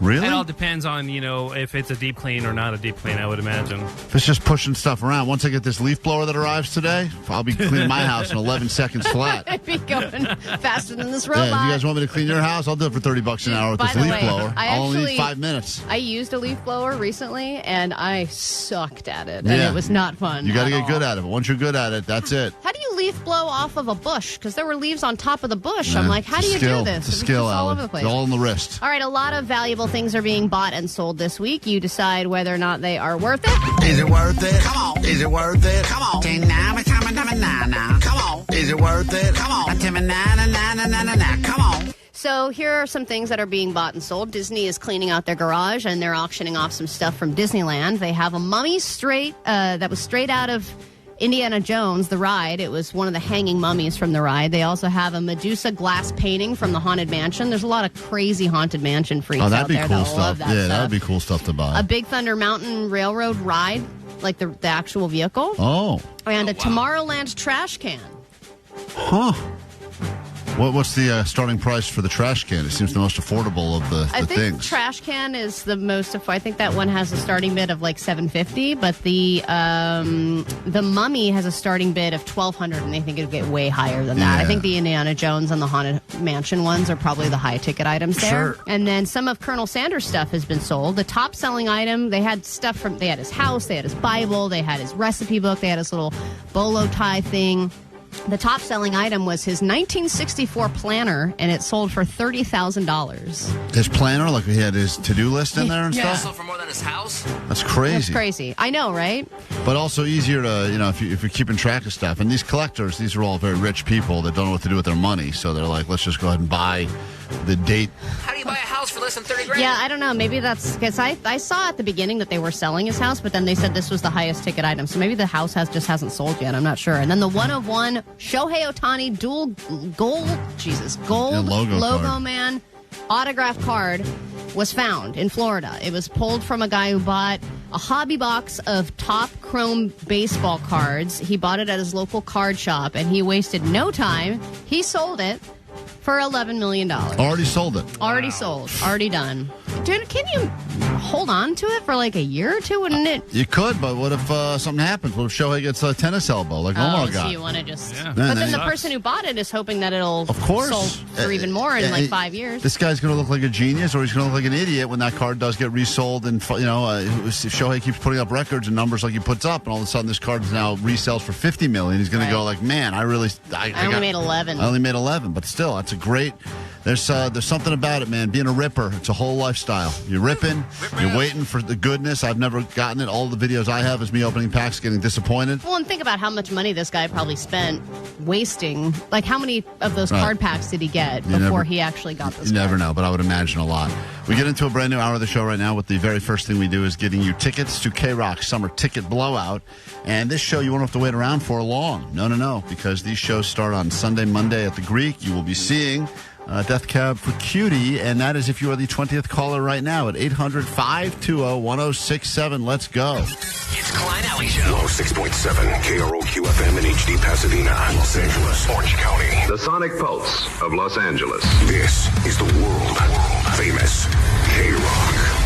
Oh, yeah, good morning and welcome to your weekend. It is Friday. We are Klein Alley Show. It is just after 9 o'clock, which means summer ticket blowout time has officially begun all day long. Every hour, you get into all the big shows. We have Foo Fighters for you 1 hour from right now. But if you are currently trying to get through, hopefully you're a fan of Death Cab and you'll get to go to one of those shows coming up at the Greek. And we make that happen for the 20th caller right now at 800-520-1067. My name's Klein. That is Allie. Morning. You got Jake the Nerd over there. He's considered a loser this week for multiple reasons, but particularly because he's just lost the driving test. And video's been posted on our Instagram, and I didn't realize this, but apparently Jake took his entire driving test barefoot. I cannot believe that's illegal. Which is not only illegal. You can't drive barefoot. It's illegal to drive barefoot, but more importantly, you did it not even in your own car. You went in this man's car and took your flip-flops off and drove barefoot, which should have been a big violation right out of the gate. I mean, just on a social level. Forget about even the rules of the road. It's not illegal to drive barefoot. Well, I always thought it was. With your feet, I think it is. I'm telling you. You're wrong. So you'll tell the cop when they pull you over? Yeah, anyway. How are they going to pull me over? Listen, all I know is see my feet. you made a terrible decision right out of the gate. You lost the test. You'll be spending some time next week in the DMV, and we'll get to all of that coming up. But it's terrible. If you're new to the show, nice to meet you. In the back taking your calls right now, you got producer Vanessa and Postmaster Johnny, and they're counting to 20 as fast as they possibly can, which puts us on Sean in Long Beach. Good morning, Sean. Yeah, good morning. Let's go. You are Divots. Sweet Divots to you. You're a winner. You're going to the Greek. You're going to see Death Cab. Congratulations. Those tickets are as good as yours. Awesome. Thank you so much. Thank you for starting your day right here with us on K-Rock. Hang on 1 second. If your name is not Sean from Long Beach and you're feeling like a loser right now, don't worry. We'll make it up to you this hour, and we will get you those Foo Fighters tickets in less than an hour as K-Rock's summer ticket blowout continues all day long. And we give you Evanescence because that's what we do these days. And then we're back with more show in 3 minutes on K-Rock. Klein, Allie, gosh, you guys have such a fantastic show. I'm glad you guys still kept the summer hours past summer. Anyways, I decided for some odd, strange reason, not out of torture, but just because, I decided to go down to Allie and Klein rabbit hole on the YouTube. And I found some pretty interesting stuff. I found some stuff you guys did about 10 years ago up in the northern half of this fine state. Let's never speak of that again. I hope that didn't exist. And the internet's the problem with the internet is where they say once it's up there forever. There's no getting rid of it. So. And one of the videos had you guys stripping, which I don't remember this, but apparently really? There's a video of us stripping. So. God, we were desperate and horny. Yeah, desperate and horny. And not much has changed all these years later. So anyway, thank you for finding us on YouTube. Go to K-Rock's YouTube and you can check out the show daily as it unfolds before your very eyes and ears. You know, after the show, I am driving over to Burbank Airport and hopping on a plane to see my mother in Colorado. Do you feel like you travel a lot? It's too much. Why are you doing this so much? Because to yourself, it seems exhausting. My kid has a couple weeks from between preschool and starting real school, and we don't really have coverage. So my wife and kid were going to go over to visit my mom and just stay there for a week because we don't have any help here at home. And then it was like, I guess easier to get on a plane and fly to family than just sit around your house? Well, my mom was going to come out, and then she was like, I really want you. They just got their house. They just got into their new house. They want us to see the house and all this crap. I can't even imagine how many times they've christened every room in the house at this point. Oh, yeah. Steve needs his medicine. But she really wants us to go out there in the summer, see what it's like. And so she offered for us to go out and visit instead of her come out. Weren't you just with your mom in Hawaii like a month ago? Yes, I was.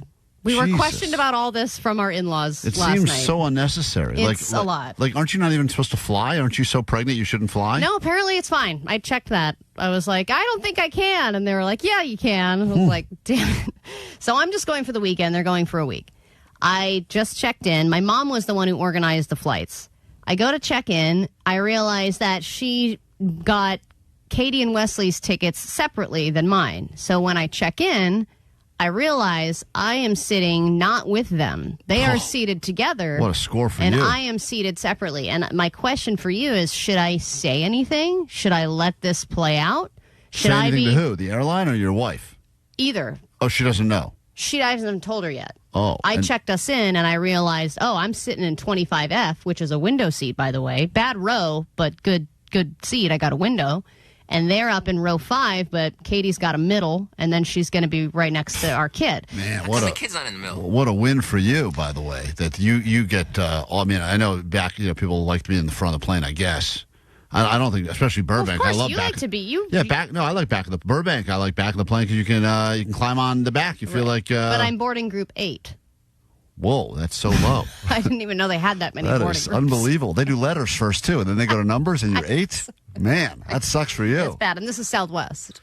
So yeah, they got the new system now. Yeah, they've got the new system, which sucks. So I'm unsure if I should go to the counter and say, hey, we're a family. Can we sit together and have them try and rearrange some stuff? Should I try Why would you do that? You've got you got a flight, no kid flight. What's that, 3-hour flight to Colorado? Yeah, 2.5 hours. You could have that. You could do anything you want to. So if I go on the plane and I'm like, oh, no, what's going on? Yeah, act surprised. We're not sitting together. I miss you. But here's my question. Do you think your wife, who is the Jedi Master, is going to somehow pull some sort of maneuver where you will be the one sitting with your son and she will take your seat in 24F?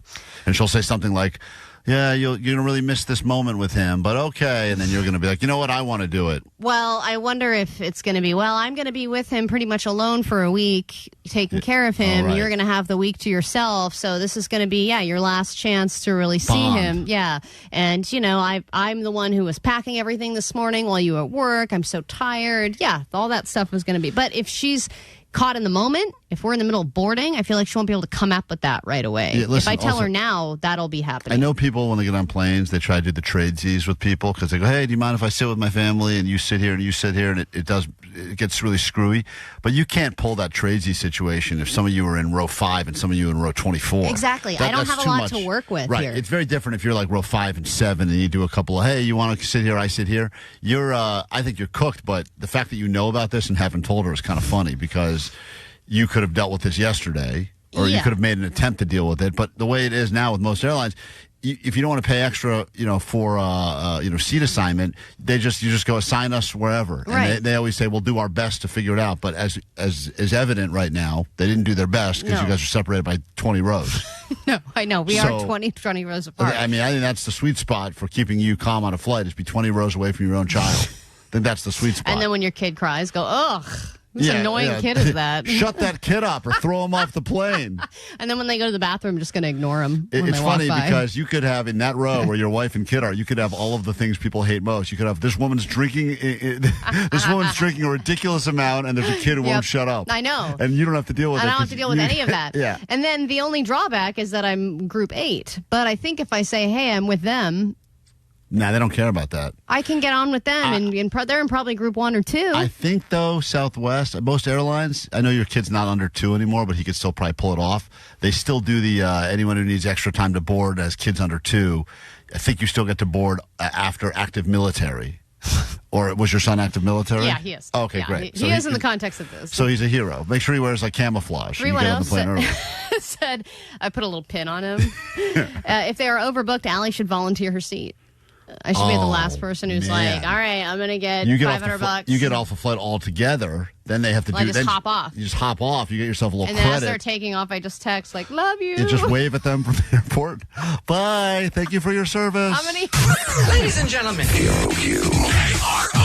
No down payment, no monthly fees, just questionable decisions and a whole lot of wristbands. On a K-Rock summer ticket blowout. Listen every hour from 9 to 6 to win your way into the hottest K-Rock shows, including Foo Fighters at the Hollywood Bowl August 22nd.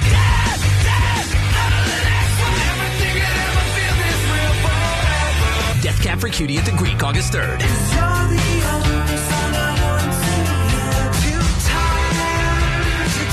Muse at the Hollywood Bowl August 31st.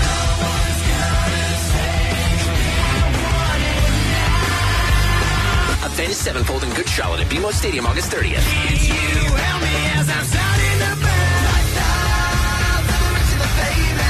Noah Khan at the Rose Bowl August 15th.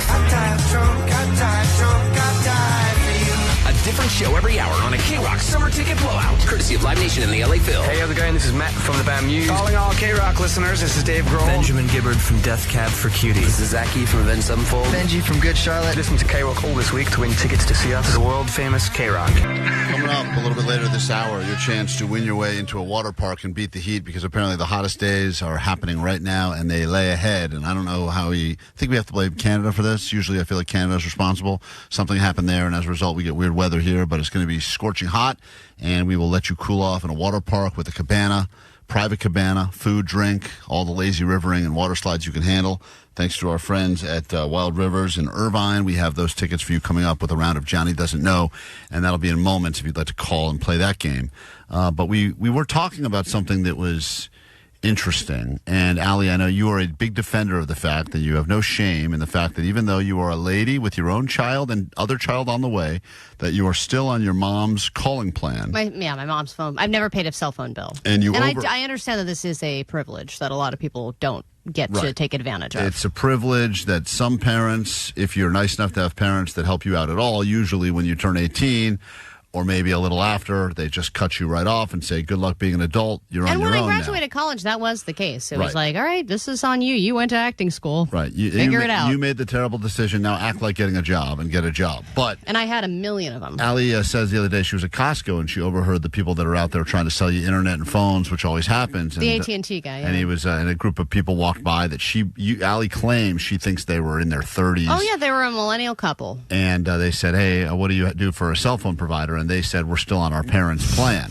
And this has become a thing now where more than ever before, because of how unaffordable life has become, more people, more adults are still having things that are either completely paid for or getting supplemented by their parents. Yeah, and I know that there are a lot of adults that are still living at home, too. That's another become big a big trend. But I'm just curious as to what other things people's parents are still paying for, if it goes beyond a cell phone, or how many people out there are still on their parents' cell phone plans, because it seems to be a lot of people. Even Vanessa's still on her mom's plan. Yes, I am, but I will say I do pay my half. Mm-hmm. I do pay my half. Wait a minute. I'm on a family plan, too. Wait. You're on your mom's plan, Vanessa, but you throw money her way for the cell phone bill? Yeah, I was like, Mom, I should pay for half Oh, of this. Vanessa.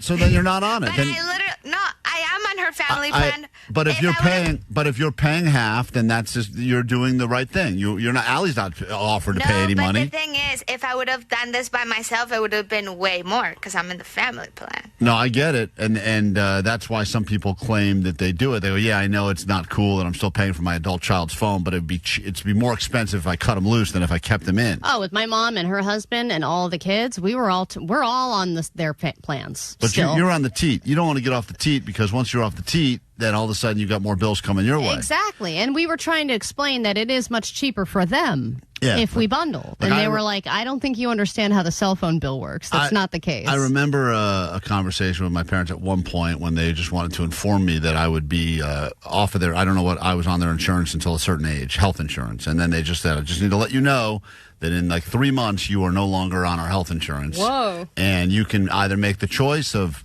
figuring out what that would cost for you to remain on it and pay that, or you got to go ahead and get insurance through whatever job you have.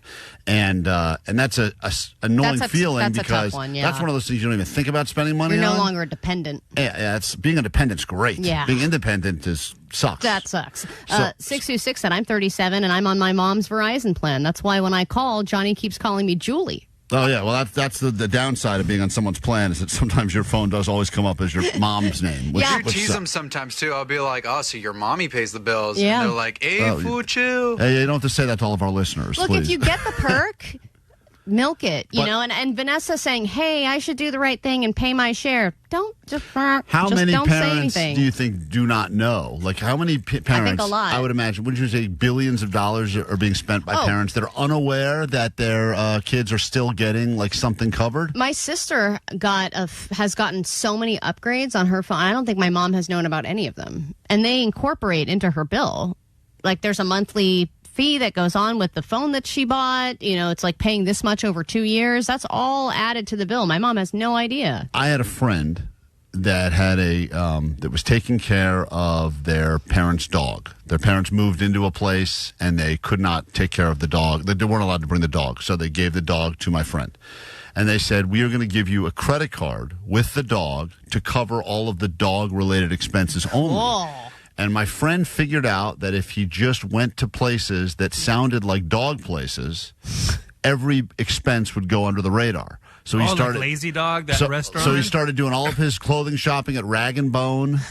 He started going to like Lazy Dog, the restaurant. Anything that had dog in the name, he put it into his life, and he was able to live a pretty good life almost completely under the radar on his parents' credit card. Whoa. And they just kept seeing the expenses and assumed all of them were dog-related, that they had a very expensive dog. A very expensive dog.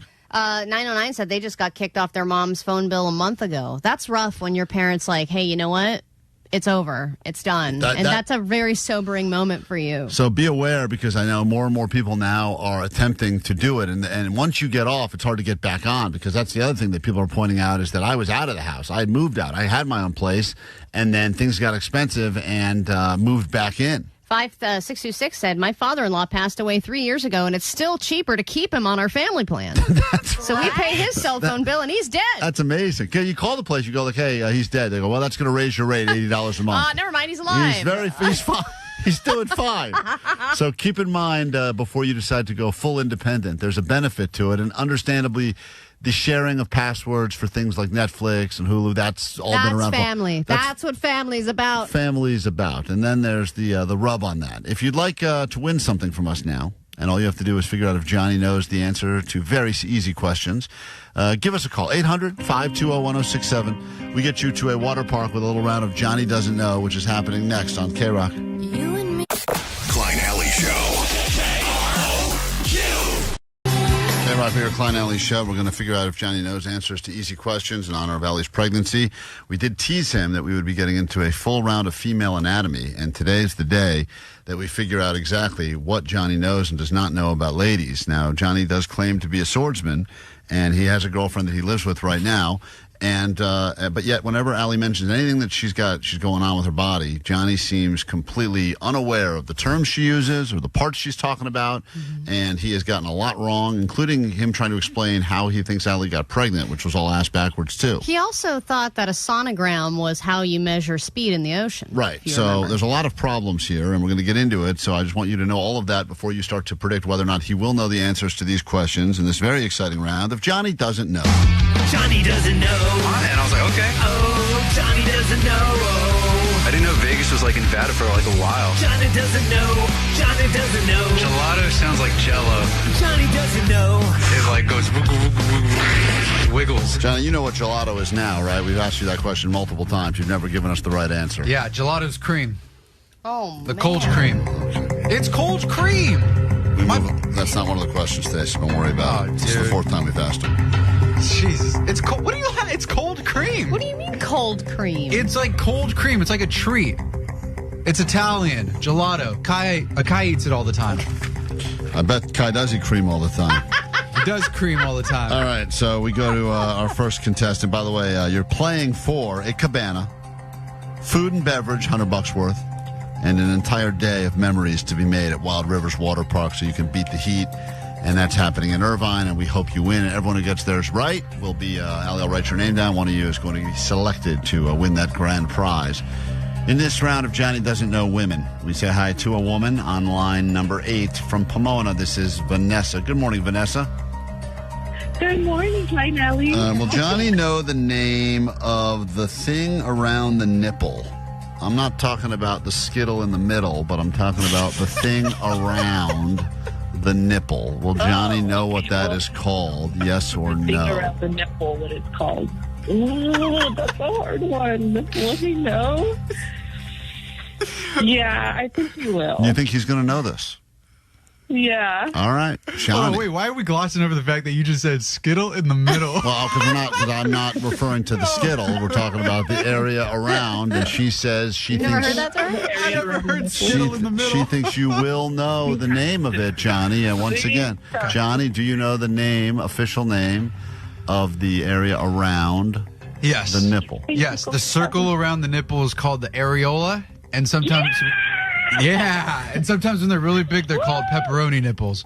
But that's not what we're calling it. That's not clinical. It's not clinical. They're not called pepperoni and not as cool nipples. as skittle in the middle. That's what my doctor said at my last ultrasound. I see you've grown your pepperoni nipples, which means the baby's growing just Johnny, 1 second. Good job, Vanessa. Nice. Hold on. You got yours right. Johnny knew that. We moved to Amber, another lady. Hopefully the women know the answers to these questions because it's about their bodies. And we say hi to Amber in Garden Grove. Will Johnny know the answer to this question about the female anatomy? What is the primary function of the ovaries? Will Johnny know this? Yes or no? What do you think, Amber? I'm gonna say no. Okay, Johnny. What is the primary function of the ovaries? She doesn't think you're going to know. What are you doing with your fingers? I'm thinking, like, you look smarter when you put your fingers together. I thought he was trying to make a vagina with his hand. Didn't it look like that, Alex? I mean, that's funny, too, though. What is the primary function of the ovaries? Well, I have two answers, but I think there's only one function of the ovaries. It could be for your egg to be fertilized, or it could also be to, like, release an egg. But I can't remember which one it does scientifically, though, because there's a bunch of functions with the hoo-ha down there. It's magic. It does everything. But the number one thing, I think it is where it is for fertilization. And if it doesn't, it bleeds and sheds its walls, and then that's your period, your monthly period. Well, I just said a lot of things there. I did say a lot of things. What is the primary function of the ovaries? I'm going to say create life. Make child. To become with child. To be one with child. Okay. For the egg to be fertilized. Egg to be fertilized, yes. And if it doesn't, then the walls bleed. Yes. It sheds its uterine walls. Mm-hmm. Right. Allie, can we accept that as a right answer? Absolutely It is so not. wrong. He's saying like words that are right, but he's saying them all out of sorts. Amber got that right. That he wouldn't know because you're getting the ovaries and the uterus mixed up. Yeah, good job, Amber. By the way, good job. Good job. The ovary dispenses the egg. Yeah, it's like the a uterus gumball machine for the eggs. I was kind of dancing around it. You with were egg. dancing. You said egg. You said the word, the magic word, Vanessa's favorite word, but sadly, that was not the right answer in any possible way. Damn, dude. I was close. All right, we move on. He got that wrong, which means Amber got it right. And we say hi to, let's go ahead into Haley now, Riverside, playing with ladies today. And Johnny doesn't know ladies. Good morning, Haley. Hello, good morning. Will Johnny know the difference between the labia majora and the labia minora? I'm going to say yes. Mm-hmm. Johnny, what is the major difference between the labia majora and the labia minora? One of them is the lips, and the other one is like the mound around it.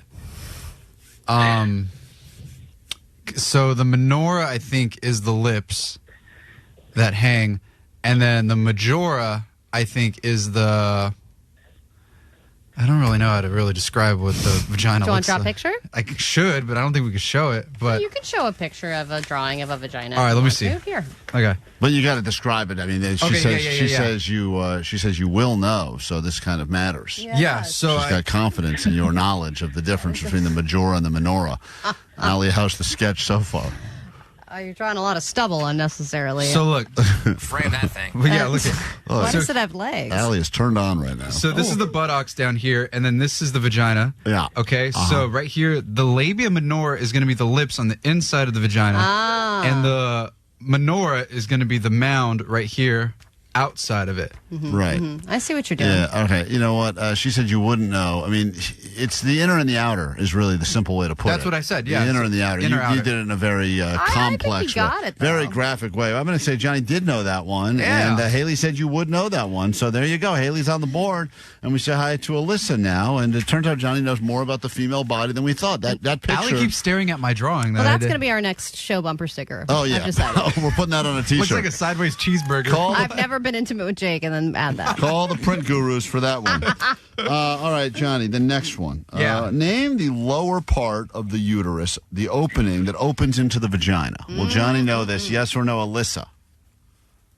I don't think he will. Johnny, name the lower part of the uterus that opens into the vagina. She says you will not know. I'm going to say vulva. Wow, dead silent. Not the answer, huh? Alyssa, good job. Johnny did not know. Thank you. Thank you. No problem. Wow. It starts with a C. Any guesses? Can I say that? Oh, yeah, I was like, wait, can I say that on the air? What would rhyme? Go with a rhyming With word. runt? No. Oh. You think No? that's the clinical description of the part below the uterus? I don't know. Hey, you run. That's why they call the little ones It the looks runt. like your runt is fully dilated. We're ready to have this baby. Dilated cervix. Cervix. There you go. That's the one. CeraVe, yeah. All right. CeraVe. Is that what they say in French? CeraVe. CeraVe. All right, for one final one, and then that's really it. Everyone is, by the way, predicted Everyone's got it right. correctly so far, which is exciting. And someone's going to get to go for that ride down the Fallopian Tube, Lazy River, if they win these tickets. We say hi now to Alex in North Hollywood, final contestant. Good morning, Alex. Sweet dibs. Shout out Netbangers. Shout out to the Netbangers watching along on YouTube. Here we go. Johnny, what exactly is the mons pubis? Will Johnny know this, yes or no? The phone's breaking up. Say that one more time. I don't think the phone's breaking up. Question? What exactly is It was the breaking up for me, too. mons pubis? Will Johnny know this, yes or no? Oh, I don't know. I don't even know what that is. Okay. I don't think he'll know either. So I have no idea. he says, you won't know. Johnny, what is the mons pubis? Back to pen and paper. Well, I'm going back to the drawing because I heard a key word in there. I heard the word pubis, which means pubes, pubic area, pubic region. So And then you heard mons. No mons. Mons pubis. So I'm going to go with the area above the vagina, right where the mound is, over the pubes, the pubic area right here. Mon pubis is the scientific word for it, right? It's just funny watching people walk down the hall and look back as they hear what's happening in Traffic K-Rock. lady was like, what? Whoa. Looks just like mine. That's he's sketching me. Johnny, the correct answer, it's the fatty area. It's the fatty tissue. The fupa? Yeah, it's kind of the fupa. It's really the non-medical term, yeah. Next to the vagina or like under the belly, like where the pooch is at? I think it is the pooch. It's the fatty tissue over the pubic bone, specifically. Yeah, that's where the pooch is at. That's where Mons pubis is. Yeah. It's called Mont Pubis? Mont. Mount Pubis. Don't say it 3 times. You don't want to know what happens. All right, Alex, I'm going to say that Johnny got that right enough. So sadly, of course, the only person who didn't get it correct today is the guy who played. All the women did. Who's going to the Wild Rivers Water Park? Will it be Haley, Alyssa, Amber, Vanessa? All of them predicted correctly in this exciting edition of Johnny Doesn't Know Women. Congratulations to Amber. Amber, you have done it on line 7. Congrats. Enjoy. You and your labia, majora, and minora will be on that lazy all river. Your parts. Great way to end the summer. What a great way to end the summer. Beat the heat, and thank you for putting up with us. We'll be right back with more show and your tickets to see the Foo Fighters in less than 15 minutes right here on Kink. The Klein Alley Show. Mornings on K-Rock. Whoa, whoa, ho, ho, whoa. You're a little excited. 106.7 FM. Klein Alley Show. We'll get into your ADD news in just a moment. Some guy is still recovering from yesterday's show.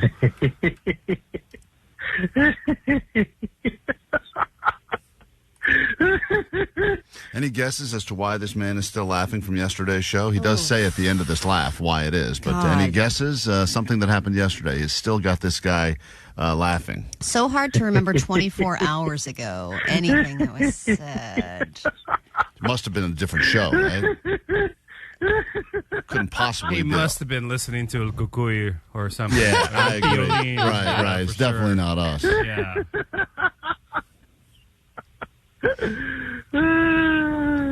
Got just our appearance on the live stream? Oh, you talked over. Oh. Pooria. Yeah, really set that guy off. Really set that guy off. Well, anyway, thank you. I'm glad you enjoyed that from yesterday. We'll try to set the bar just a little bit higher today, but keep your expectations in check. Let's get to your news now that a brand new hour of the show will officially begin. Grab your Adderall. It's time for ADD News.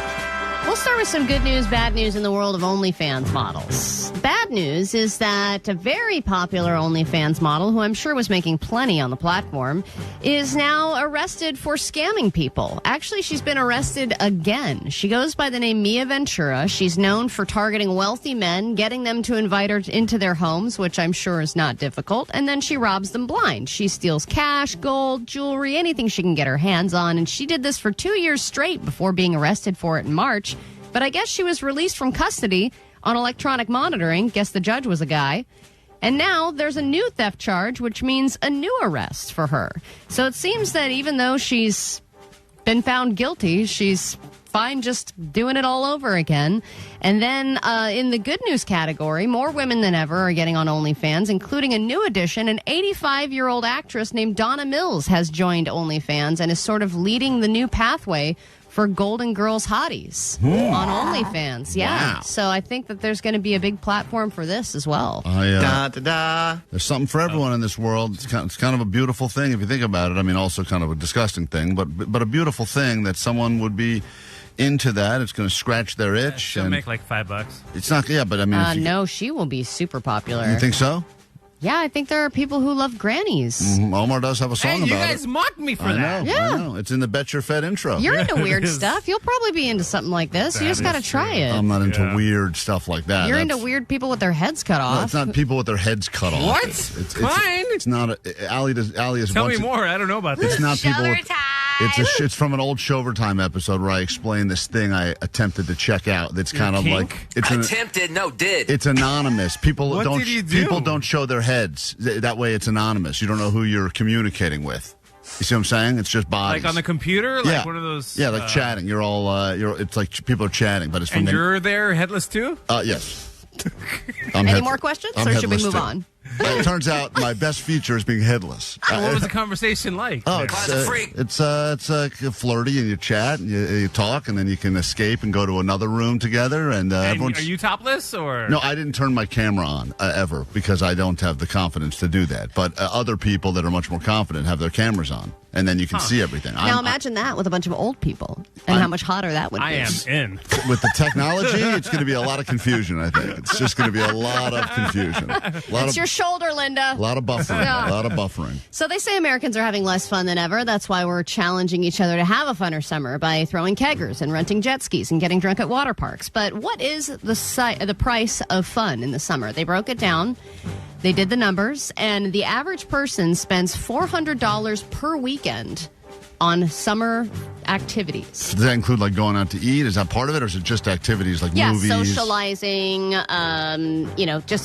going out to eat, going on trips, beach, parking, all that kind of This stuff. week, Lake visits, movies. Because we are pushing each other to have more fun, this week alone, I did my part, went to a mini golf and a batting cage. Oh, two of the great. funnest things on the planet. They're fun at every age. And an arcade. See, there you go. And that kind of stuff, though, will, like the claw machines, those will drain your bank account. You know what's quick. interesting now is as soon as you get to a claw machine, you have someone standing there watching TikTok videos on how to beat the claw machine, and then they do the trick they watched, and then boom, they've got a toy. Do you do it? Those really work? Yeah, I watched someone pull out their phone, watch how to beat the claw machine, go through a couple of things, and then they just started taking out toys. There is a trick to it. My aunt was really good at it. Yeah, it's a crazy skill to have. It really doesn't have a real value in any sort of real world scenario. How do you beat the whole thing? Even if I grab something, it does the shake. Now, there's a couple of ways, Allie. Then it drops everything. There are certain machines that if you hit a code on the button, the start button, like a push, hold down, push, it does a reset. And then it puts it into test mode, and then test mode will actually just pick up a toy and drop it. Cool. I know. It's pretty wild. Man, you don't even need skill for that. No. Oh, I thought it took skill. Then there are some people that are doing stuff with skill. I was watching someone try to win the toy where you got to cut the string and the toy falls. That's like a new thing now. Yeah, that's a tough one. Yeah, and I was watching someone, they just kept studying a video that says you have to do it exactly 3.4 seconds after and they were winning toys. Whoa. It's crazy now. It's really good for good for the people because they've made it impossible to win these things for years. Finally, we're getting the power. I think it's teaching kids disappointment. Well, the claw machine is the greatest way of just learning rejection. And, you put this in and you put in the work and nothing happened. But that was now we just walk away. Historically, that's where my degenerate gambling began, was the claw machine. I just need one more. Just one more. Come on. Just one more, man. I get the octopus. I'm almost there. I guess all the actors and actresses from the 2000s are running out of money because we have yet another reboot being announced. This is right after the announcement that Macaulay Culkin is talking to Disney about a Home Alone reboot. New details have been revealed on the Clueless sequel series, and that Alicia Silverstone is doing the sequel and will reprise her role as Cher, and that will be on Paramount Plus. It is supposed to begin production in LA in 2027. So next year there's going to be a Clueless sequel entire series that's already been ordered. I know that no one cares about our opinion about this stuff, especially people that work in Hollywood and write these shows, but don't just do the obvious. She's going to have a daughter and her daughter is now in Clueless. Make her have to go back to school like Billy Madison style. And make her be in the school mixing it with other movies? as a 45-year-old woman, sitting around and having to do be in the cool girls. Cher goes to fat camp. Let's just make up other movies and mix them up. I don't because the obvious move that they all do is now let's just focus on the family. Well, that's the easiest way to just get the same concept, right? But then if you veer too far from the original concept, people get mad. No, send her back to school as a man. I just don't think I want to see any of these people grown up. I don't want to see Home Alone kid grown up. I'm not interested in that. And Cher being 50, I'm like, okay. You say that now, but you'll be into it. Yeah, you'll be into it.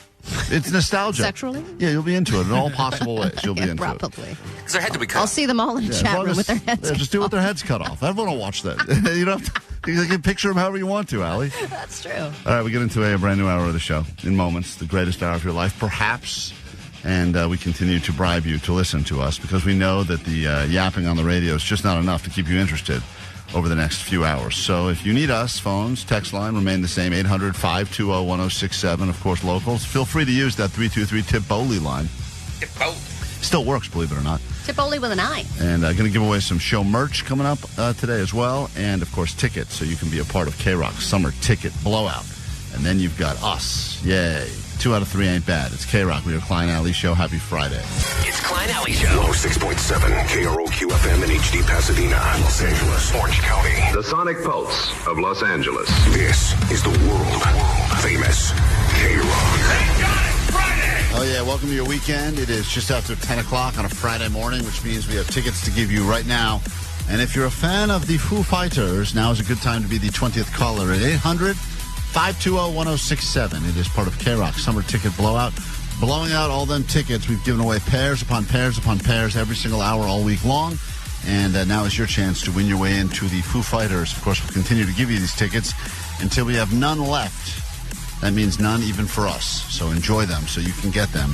And 20th caller right now will be going to see Foo Fighters. So do not be a stranger unless you're one of those creepy handsy ones. You think we can just go to all these shows whenever we want? No. We ask for the tickets, too. They say, nope, there's not any left. I did ask the guy, Ricky Ticky, I call him, who's responsible for keeping track of all of the tickets at the K-Rock and a bunch of the radio stations.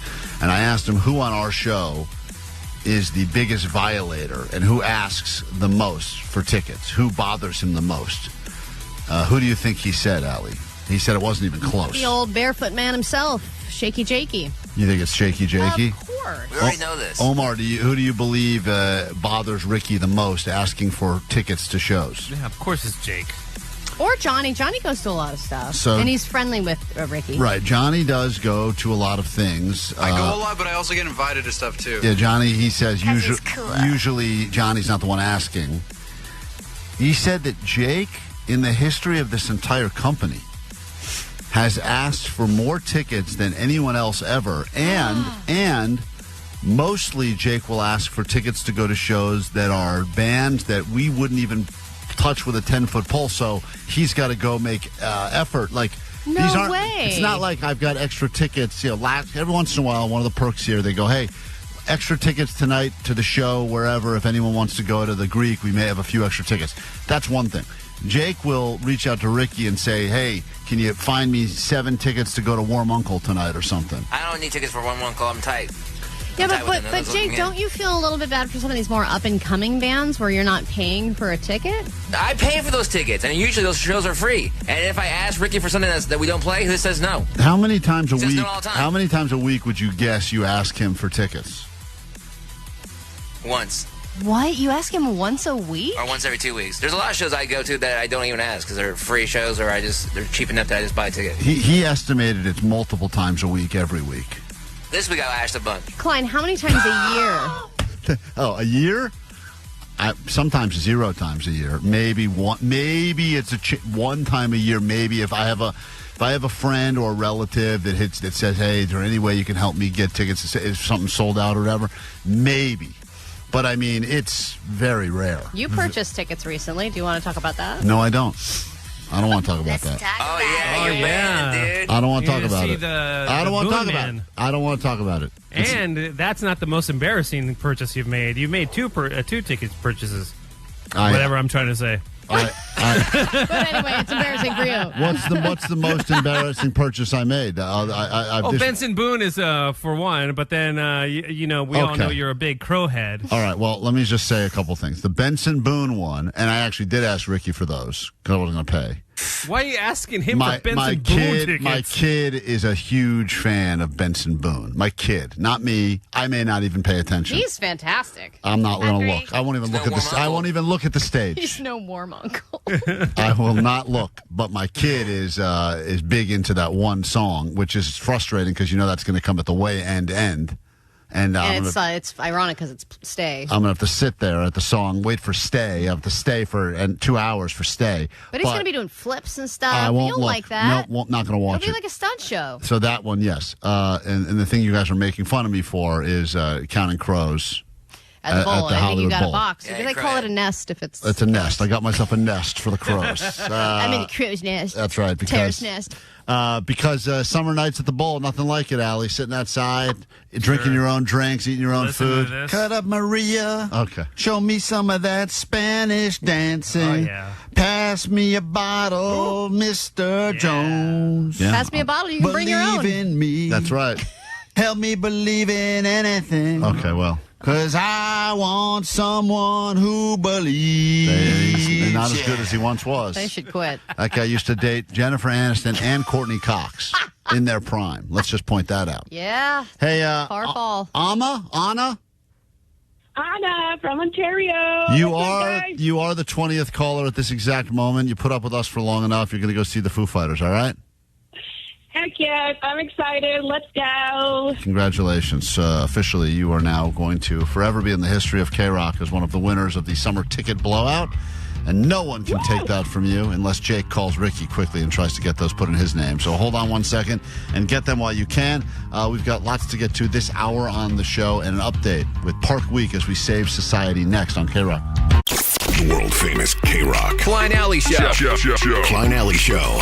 K-Rock, we are Klein Alley Show. That was Green Day, but you already knew that. And thank you for helping us to make Southern California a better place to live, although we've had a ton of submissions from outside of the state as well for this exciting annual tradition known as Park Week. We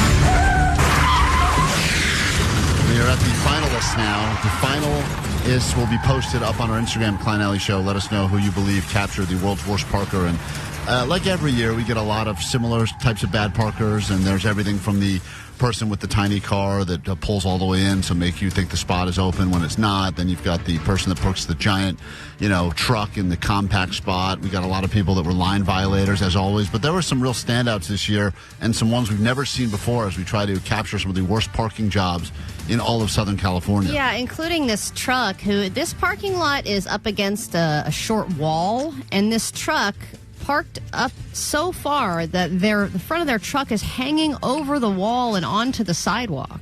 I mean, this just looks like an actual car accident took place. But this person actually parked and said, I'm good, got out of their car and left. That was sent in by Amanda. I'm trying to figure out what neighborhood that was in. But the other thing I noticed about that parking job right there, it appears that someone was trying to reverse, accidentally went forward, and then the car got stuck. And they were like, I'm just going to walk away. So they just left it there for now. The amount of, talking about getting inside of each other's personal bubbles, the amount of cars that are parked way too close to other cars where it really makes it so that no one can get into their car. And that is remarkable. We got submissions for regular parking lots and parallel parkers who left no room for anybody to get out. Right. So I would say it's a good thing that so many people are taking the GLP-1s, because if not, you're not going to be able to fit in and out of these cars anymore. I hope you got a sunroof. And then there's my personal favorite in this latest batch, and we've got to go through the hundreds that have come through. You can get them into us, tag us at Klein Alley Show. A lot of people have just been DMing us these pictures. But my personal favorite, I think, is the person that in between two handicap spots, there's that those white lines that's kind of blue lines, right? It's like the buffer zone to help the handicapped people have additional space so for they can get their wheelchair wheels or canes or whatever. And this person has put their car and parked it between the two handicap spots. The two handicap spots are taken, by the way, with cars that have handicap plates. This car is not a handicap car, but parked in the handicap crosswalk between the two handicap cars. And the best part of it is it's right in front of a Club Pilates. So the person Pilates and a post office clearly wanted to go into the Pilates place, which would make me think that they're not any of these things. They're dancing and cartwheeling their way into the Pilates studio. Feels like once again I'm blown away. We received for the first year ever this year a few Waymos that were parked terribly, so we thank you for those submissions. Yeah, and I also enjoy the person who submitted a parking enforcement vehicle that was badly parked. Yeah, because they're the ones giving us parking tickets, but they deserve them too. Yeah, this guy has got his car completely diagonal, taking over about 3 spots. And I know that they don't think the rules apply, which is why we started meter beaters, where we give the tickets to the ticket givers. But in this particular case, the first ever submission from a parking enforcement vehicle that's parked poorly as well. A couple people sent those cars that were parked on wet cement, which is great as well, because that will forever leave their imprint there. There is definitely one that is in a construction zone, like in the cones. Right. So once again, we have proven yet again, not that we need to do this year after year after year, but that most people in Southern California, even if you do know how to drive, you definitely do not know how to park. Someone even sent us video of a lesbian attempting to parallel park yesterday. I did a great job with that. Only to have her car sticking out diagonal and weird looking. Now, it was slightly slanted, but pretty good, according to Juan. Once again, if you want to see some of the finalists, or if you want to see if your submission has made it, please get them. Go check out our Instagram at Klein Alley Show. We're putting together the slideshow of some of our favorites right now. It's hard to whittle it down. It is very hard. I mean, the guy that went completely perpendicular at the Home Depot is pretty good too.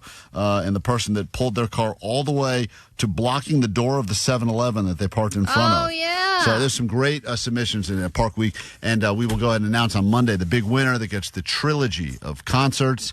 And that'll be happening on Monday's show. But thanks for participating and making the 2026 Park Week our biggest one yet. Quick break. We're back with more show. I believe we still have Box of Shame to get into. And we'll be gambling on the future of this show, including the gender of Allie's baby and who will be the next person on the show to get married. These are all actual bets that can be made for real money, and we'll get into all that next. Ladies and gentlemen, KROQ. No down payment, no monthly fees, just questionable decisions and a whole lot of wristbands. On a K-Rock summer ticket blowout. Listen every hour from 9 to 6 to win your way into the hottest K-Rock shows, including Foo Fighters at the Hollywood Bowl August 22nd.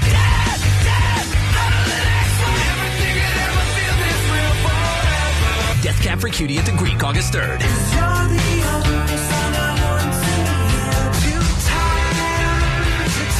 Muse at the Hollywood Bowl August 31st.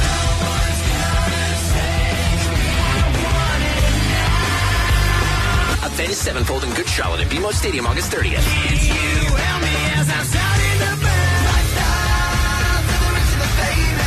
Noah Khan at the Rose Bowl August 15th. A different show every hour on a K-Rock summer ticket blowout, courtesy of Live Nation in the LA Phil. Hey, how's it going? This is Matt from the band Muse. Calling all K-Rock listeners, this is Dave Grohl. Benjamin Gibbard from Death Cab for Cutie. This is Zachy from Avenged Sevenfold. Benji from Good Charlotte. Listen to K-Rock all this week to win tickets to see us at the world-famous K-Rock. K-Rock, we are Klein Alley Show. I know people think that I have a gambling problem, and maybe they think that because it's true. And with all of the world of sports gambling, that's been around for a while now, and it's becoming more and more mainstream, and more people are having fun at that. But now with all of the things available on Kalshi and Poly Market, people can pretty much bet on anything in the world. Political stuff. What was that stuff. first thing you said? Kalshi? Kalshi, that's another one that you can. That's a cereal. It's a cereal. Damn it! I've lost all my money. That's what I'm thinking. I'm so regular though. My fiber intake. Don't bet on that. I bet on the over of fiber intake. So there's all these different now ways that you can bet on things that are just happening in general life. And instead of you betting against the house like a casino, you're technically betting against other people. So people will change the outcome based on the way their money's going, and then in real time you're watching the stats change. For instance, Allie, I know you don't care about sports, so I'm going to go ahead and break this down in a way that you would get it.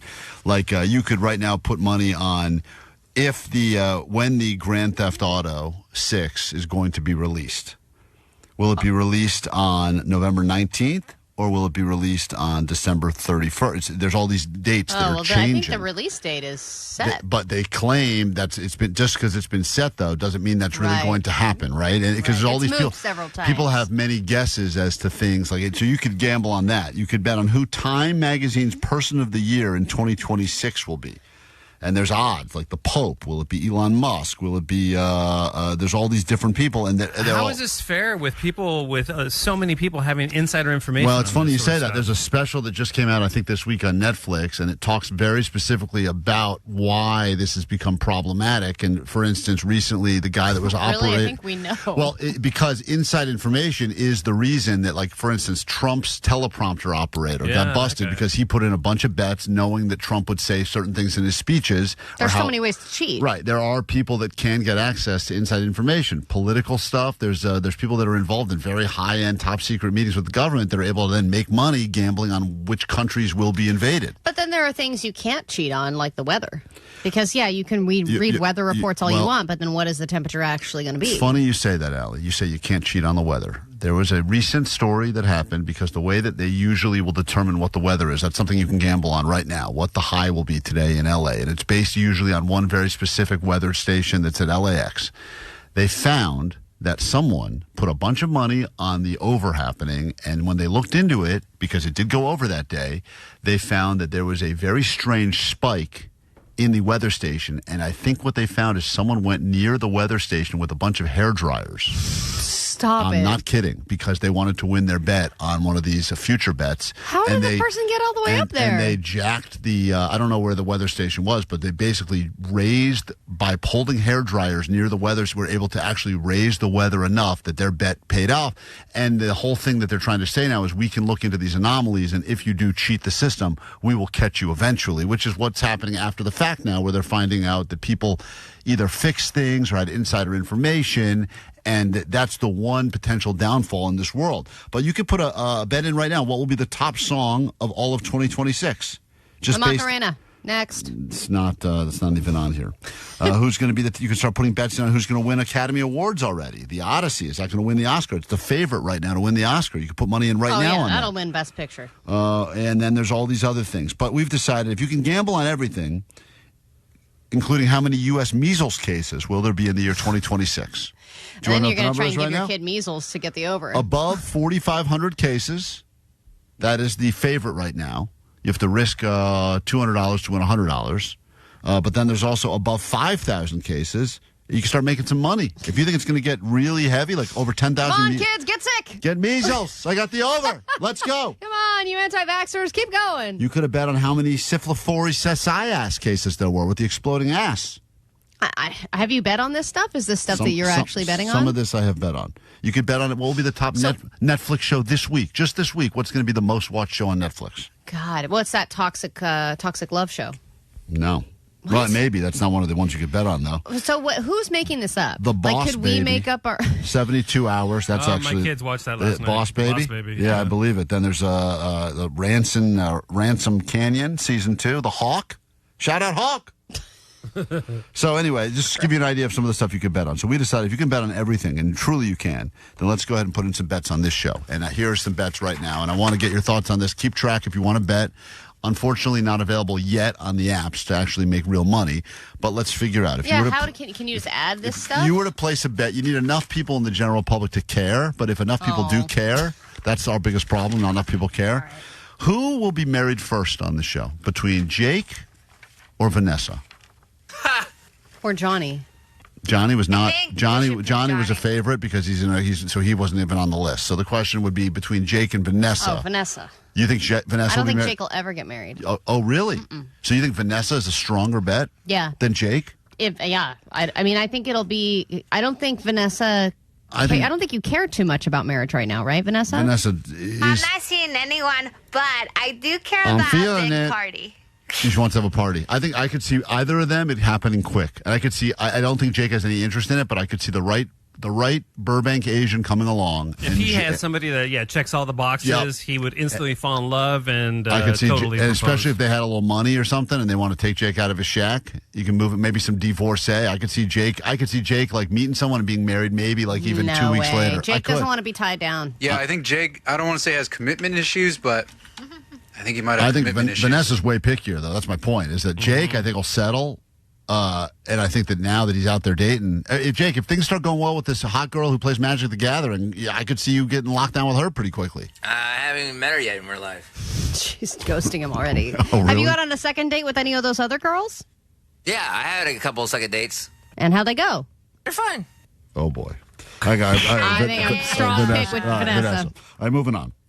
Will Allie have a boy or a girl? Now, we don't know the gender of Allie's upcoming baby yet, although there have been people that have said you slipped before on the air and said he, and you claimed that you said that when you were talking about your actual son who's alive, not the unborn son. Conspiracy theories going Is a around. lesbian couple allowed to choose to make a girl? Would that be a conflict of error? I think so. Did they pick the right one? When I asked them to choose the embryo? So right now, the odds as I have it is that it's plus 500 that you have a girl, which means boy is the strong favorite. You're going to have another boy.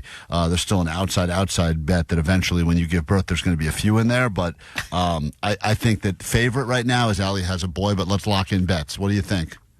Vanessa? I think it's girl. Okay. Vanessa's almost always wrong. Jake? I'm going boy. Omar?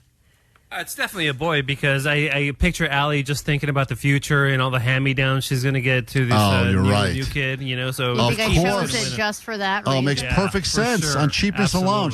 Allie's the one person. Well, I guess we don't have to buy any new clothes if we just have another boy. Now, keep in mind, the first try did not take. So I chose one sex. Yeah. It didn't take. And then I chose the other sex. Also, keep in mind, too, that Allie doesn't really care what they wear, and no matter how foolish they look, because if she has a girl, at least that girl will be able to wear all the tutus her current boy is wearing. It doesn't matter what the sex is. They're wearing his clothes. Yeah, right. Yeah.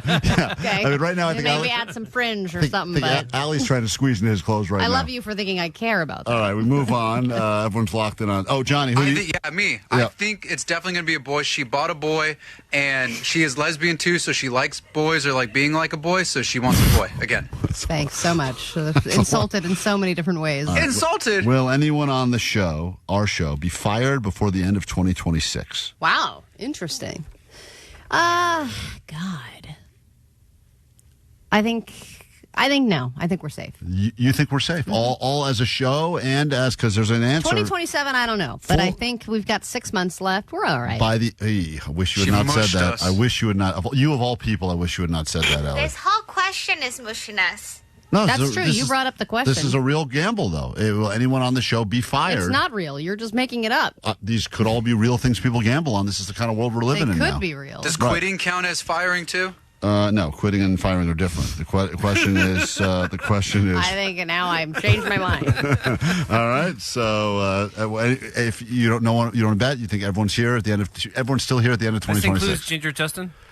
This includes Ginger Justin. Yes, man, that guy has some skeletons in his closet. Probably, if something comes to light, I could see them being like, "Okay, you know what? We need to part ways, you weirdo." Yeah, that's possible. I could see that happening too. He does have pierced nipples. He did leave the company once before. Yeah, he did. But he came back. Yep, but that was out of necessity. Yeah, I just think that Justin is too important. Like he has too many skills at this point for them to fire him. I don't see anyone getting fired. I mean, I think we run the bet. I would say I'm probably the favorite because I'll probably say something that's like I cross the line sometimes. But, if the wrong person's listening at that time, they'll file a complaint and I'll probably get, You'll get suspended. I don't think you would get fired. You would get like a week without pay. Yeah, it depends on how the show's doing. By the way, a week without pay here is pretty much the same as a week with pay here. It's almost the exact same. It's unnoticeable. Johnny went a month without pay. It's unnoticeable. All right, next one. This is a tough one now, and this is the last one we have time for. Who's the first to die from our dedicated listeners? Oh my God! And the bets are as follows. These Who are made all. This is all available on the Poly Market in Calchi. They're not. Secondhand Cindy, Blind Charlie, the Bud Light Bros, either one of them, One-Armed Gary, or Pantyhose Greg. Who's the first that will meet their ultimate demise? And I hope it's tough because some of them I just feel like are going to live for, like they could die at any moment, but they also could live forever. No, all of them could die at any moment. I don't actually. Moist Joyce. Moist Joyce, a great one too. She's been terminal for like 20 years, right? Oh yeah, since Studio 54. God, I guess I'm gonna go Pantyhose. Pantyhose Greg. A lot of people on the text line are saying the bet is that Jake gets fired because he's going to have another one of his mantrums and say things he can't take back. And based on how angry he gets, as we learned during improv and during the show, and on stage when he was yelling at the crowd saying, "No one F's with the violent femmes."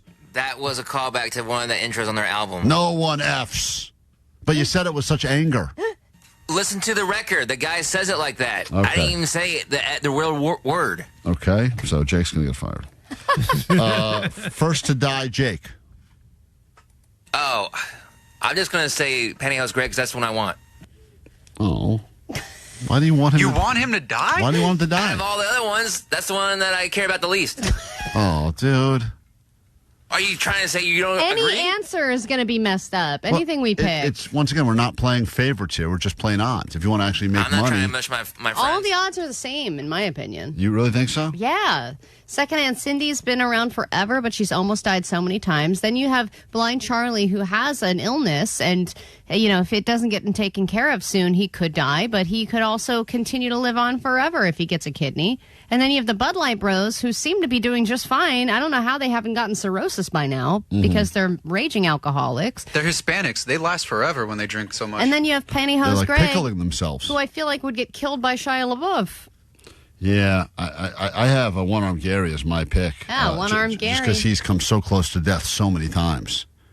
And now he's got my that bet new is arm. more on him losing another limb. Yeah, that's a good bet, too. All right, well, anyway, that's just some of the things you can look forward to. The future of gambling is officially here, which is very exciting. That's been our first official Poly Market or Couchy Futures from the show. Not sponsored, but could be if any of you future prediction sites are listening. Here is Sublime. I bet you knew that was going to be the next song we played. World famous K-Rock. Klein Alley Show. Klein Alley Show. K-Rock. K-Rock Klein Alley Show coming to an end for now, but fear not, we have the weekend anthem to get you all hyped for all things that lay ahead for the next 24 to 48 hours. Back on Monday for an all-new live show. We'll announce the winner of Park Week, which is pretty cool. We also have, this is exciting for next week. I lost my sheet, but I think I threw it out already, Vanessa. But I know we're giving away some cool stuff next week as well, I believe. Oh, it's a trip to go somewhere and see someone. Shaky Knees in Atlanta. Oh, that's Go right. to Shaky Knees in Atlanta. Shaky Knees and Chachanta. Shaky Knees in Atlanta. Do you get expander in like my kid? Dude, I don't know. I don't know what's wrong with my mouth. What is she saying? I think let me translate. Jimmy Eat World has just announced, I believe, a show at the Hollywood Bowl. In November. And you're going to get... Vanessa, were you trying to say that? Yes, that's what you were saying. What the hell? No, Yeah. I was trying to say the grand prize. Yeah. That's the hook. So you're going to get to go see them at the Hollywood Bowl show just announced, and then one person's going to win themselves a trip to Shaky Knees and Chatanta. In Atlanta. In That's right. To see Jimmy Eat World and Violet Girl and the Strokes and Turnstile. Oh, that's a cool thing. That's what she was trying to say. So if you figure that out, that's going to be the game next week. Figure out what we're giving away and get it. One for Checkinis. So that is going to happen next week, and that's cool. And then we'll also continue hooking you up with other things as well, I'm sure, which we'll figure out over the weekend. If you need us in the meantime, there's a GOAT line for you, 844-956-GOAT. I'm sorry we couldn't get to all the messages today. There's some great ones there that we'll try to get into next week. And, of course, you can find us on the Instagram, Klein Alley Show. Congratulations, Jake, for losing the on-road driving test. Woo! He will be spending next week at the DMV. Hey, Jake, true or false? Next week, your birthday's on Tuesday? Yes. Would you like to do the DMV thing on your birthday? And we could throw like a little birthday party for you at the DMV. I mean, that would make my birthday memorable. See, it's a perfect and people birthday. would show up, I bet. Perfect. We'll just pick a DMV, and I don't know which one's most convenient or least convenient to you, but you'll just be sitting there, and it will be no one's ever in the history of the world had a birthday party at the DMV. Trust me, not even the employees there. Can I bring like decorations? You would automatically have guests. Well, yeah, we're a party. They'd all be with numbers, but they would be there. They'll bring that pizza, send you your pizza over there that you like. They got to get it every year for your birthday. All right, let's do it. Really? On my birthday, yeah. Cool. Wow. Birthday party at the DMV for Jake. A DM birthday for Jake the Nerd next week. Now we've got a great payoff for this bet. All right, takeaways from today's show. What do we got? Okay, let's see. 714, my takeaway is the nipple is the skittle in the middle of the pepperoni. 714, that thing is up there on the pooch. There's a lot of learning that happened during Johnny Doesn't Know today. 818, if you have $50,000, Victor's kidney could be yours. 818, typhus is here, baby. 213, Jake is an LA tool. Allie was born to play the bush lady. And 650, my takeaway is somewhere next week there will be a DMV bathroom that's about to get destroyed. That is true. It's already been destroyed. They got probably, bathrooms there? but probably destroyed all over again. What's your takeaway from today's show, Postmaster Johnny? Listen to K-Rock next week to win your pair of tickets to Chickanis. Chickanis all next week on K-Rock. What say you, Vanessa? Jake is above average when it comes to farting. He's above average when it comes to farting. Your accent has gotten thicker during the show today. Like during today's show, it feels like you've digressed a bunch. I don't know what's happening. Yeah, I think it's the coffee. Vanessa has been in this country, she claimed, for like 30 years. And Not 30. the accent is going backwards somehow. Like 25. I don't know what's you're like Benjamin Buttoning your accent. It's wild. You know what it is? My family's here from Colombia visiting, and I'm hanging out with them a lot. That's that makes why. sense. Yeah. All right. Well, I look forward to that next week. That'll be fun. Roll some audio over the weekend. What's your takeaway from today's show, John? Jake the Nerd? Listen to Desperate and Horny in the mornings. Desperate and Horny every morning here on K-Rock. Hey, Horny, what's your takeaway? My takeaway is that it should be renamed the Queen Bloody Mary. That's right. Oh, God, that was a weird-ass call today. My God. Check out the early part of the podcast if you want to have your mind blown with the update from the gummy-worm guy. Omar, takeaway? My takeaway is that Kai eats cream all the time. Kai loves the cream, baby. Here's your weekend song. Have a good one. We'll do it next week and try to do it better. All right, goodbye. Wait, what? Sweet ribbon. Monday, Tuesday. No one cares about Wednesday. Thursday. Forget that noise. Oh my God! For the weekend. Are you ready for the rear end? Woohoo. She's a bitch. Monday, Tuesday, Wednesday, trash. Thursday, Friday, forget about that. Friday, Saturday, Saturday, Sunday, sleeping in, eating brunch. My pearls. Let's get high. Whatever, you fat bitch. That'd be sick. Hit the beach or hit the mall. Go out with friends, do nothing at all. Sleep in, watch movies, read books. Anything goes, just take a look. Eggs. Oh, ooh. Are you ready for the rear end? No. Are you ready for the weekend? Yeah. Are you ready for the rear end? No. Are you ready for the weekend? Yeah. Are you ready for the rear end? No. Are you ready for the weekend? Yeah. Are you ready for the rear end? No. Would you do that fandango